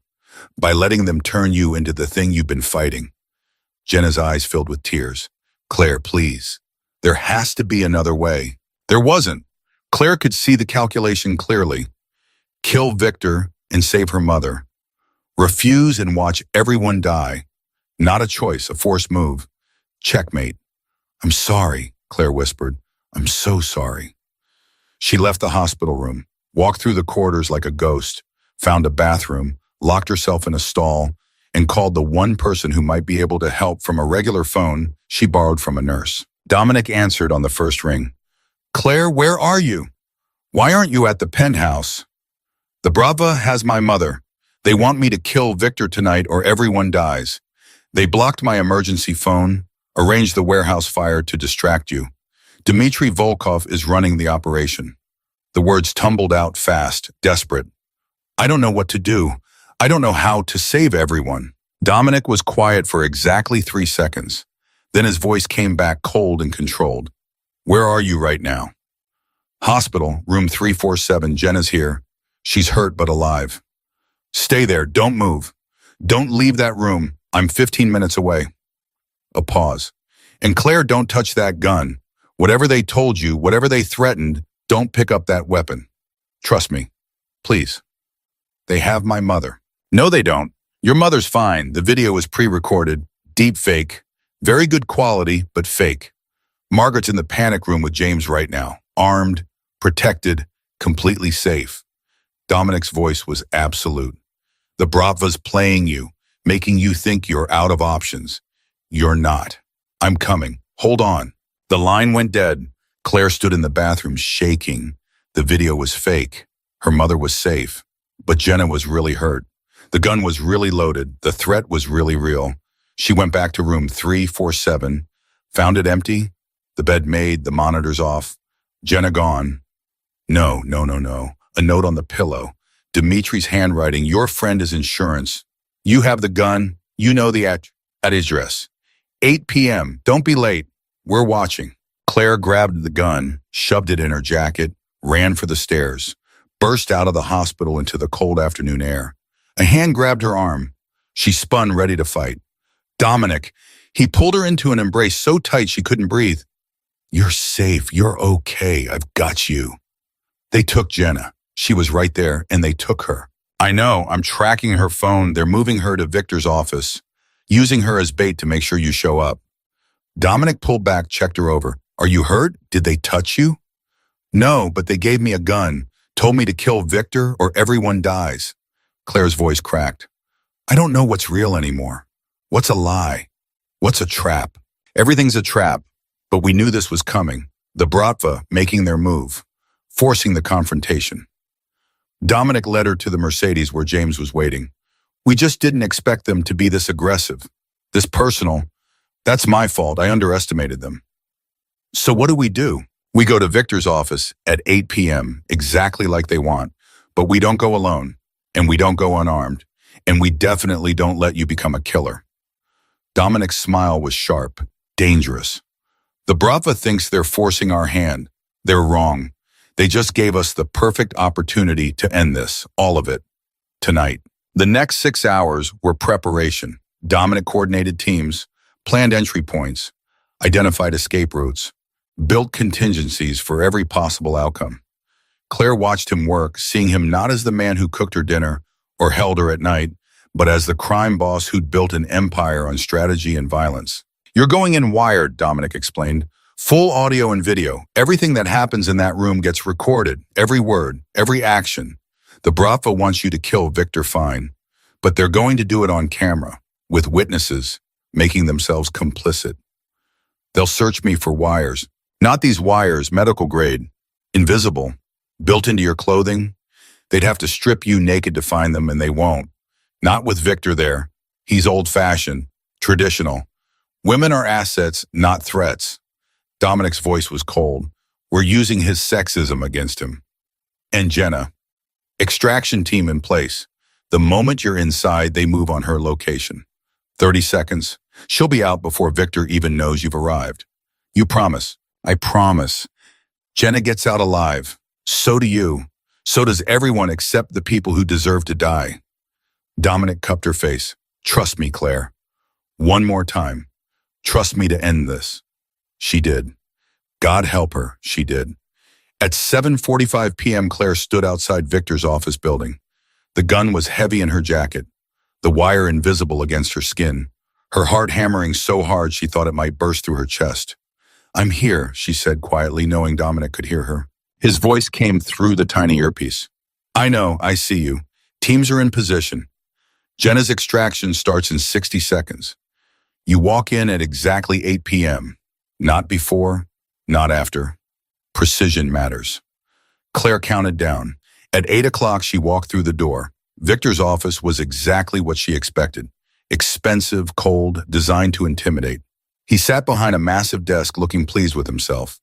Dimitri stood by the window. 2 other men flanked the door. Claire Bennett. Punctual, I appreciate that. Victor gestured to a chair. Please, sit. We have much to discuss. Claire sat, kept her hands visible. The gun felt like it weighed 1,000 pounds. I understand you've had an interesting day, Victor continued. Hospital visits, threats, difficult choices. The Bratva can be very persuasive when they want something. You know about Dimitri's plan. Of course, I approved it. Did you think the Bratva acts without my knowledge, without my consent? Victor's smile was cold. This is my operation, Claire. Mine. The Bratva provides resources, protection, but I run the details, including tonight's little test. Claire's mind reeled. Test. To see if you're truly committed, truly broken, truly mine. Victor stood, walked around the desk. Dimitri gave you a gun, told you to kill me. Did you bring it? Yes. Show me. Claire pulled out the gun. Victor's smile widened. Excellent. Now point it at me. She did. Her hands shook. Victor didn't flinch. Pull the trigger, Claire. Show me you're willing to cross that line. To become a killer. To destroy yourself completely for the people you love. Victor's voice was hypnotic, persuasive. Pull the trigger and I'll let everyone go. Your mother, your friend, even Dominic Hale. Everyone walks away. All it costs is my life. Seems like a fair trade. Claire's finger tightened on the trigger. This was it. The moment. The choice. Kill Victor and save everyone. Or refuse and watch everything fall apart. Do it, Dimitri said from the window. Prove you're strong enough. Do it, Victor echoed. Become what you need to be. Claire looked at the gun, at Victor's confident smile, at Dimitri's cold calculation, at the two enforcers by the door who thought she was just a desperate waitress about to commit murder. And she laughed. Real laughter. Bright, clear, unafraid. You think I'm going to shoot you here now with your entire organization watching? Claire lowered the gun. I'm not that stupid, Victor, and neither is Dominic. Victor's smile faltered. What?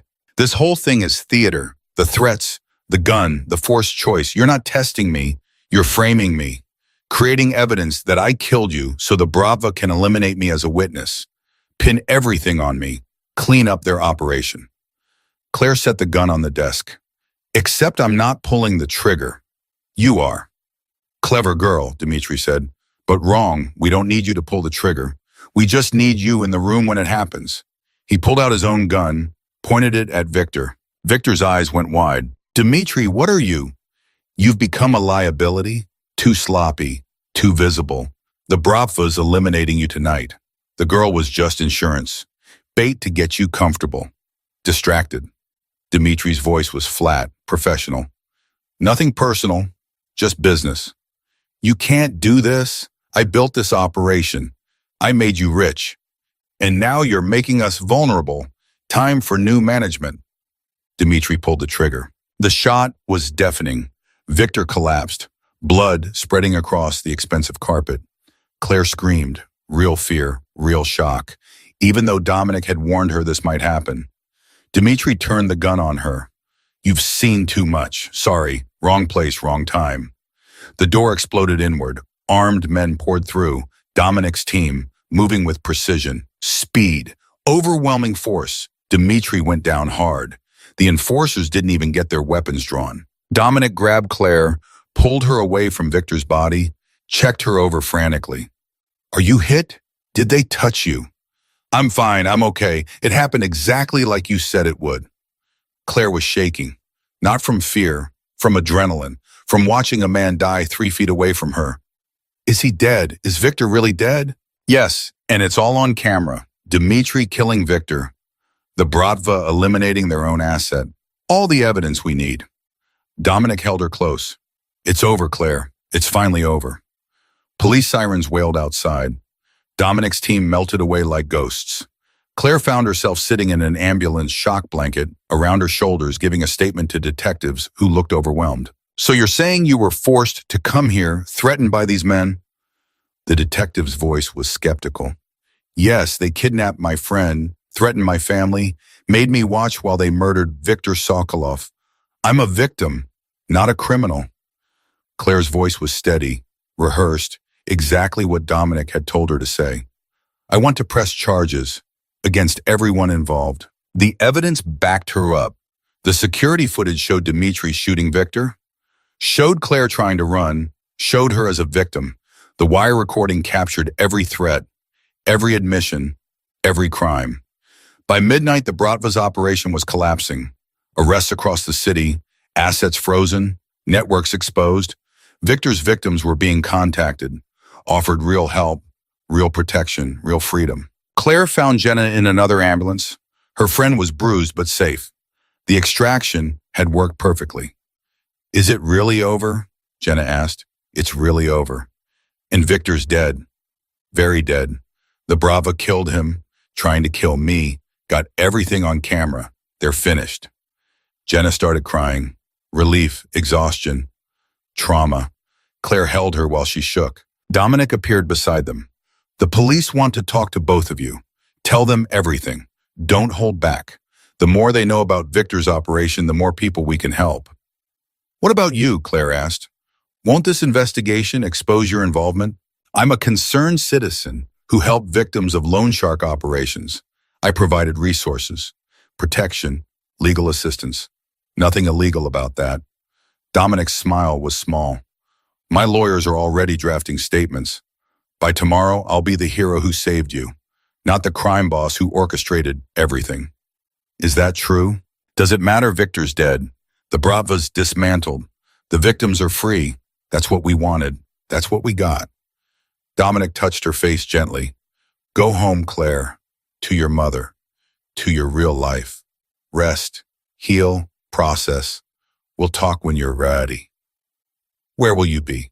cleaning up the mess, making sure no one else gets hurt, ensuring the bratva doesn't retaliate. He kissed her forehead. But I'll call you every day. And when this is really truly over, we'll figure out what comes next. Together.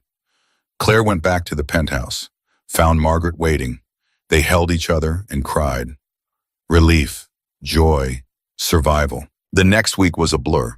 Police interviews, victim advocacy meetings, therapy sessions. Claire's story went viral. The desperate waitress who stood up to organized crime, who helped bring down a predatory lending network, who saved dozens of families.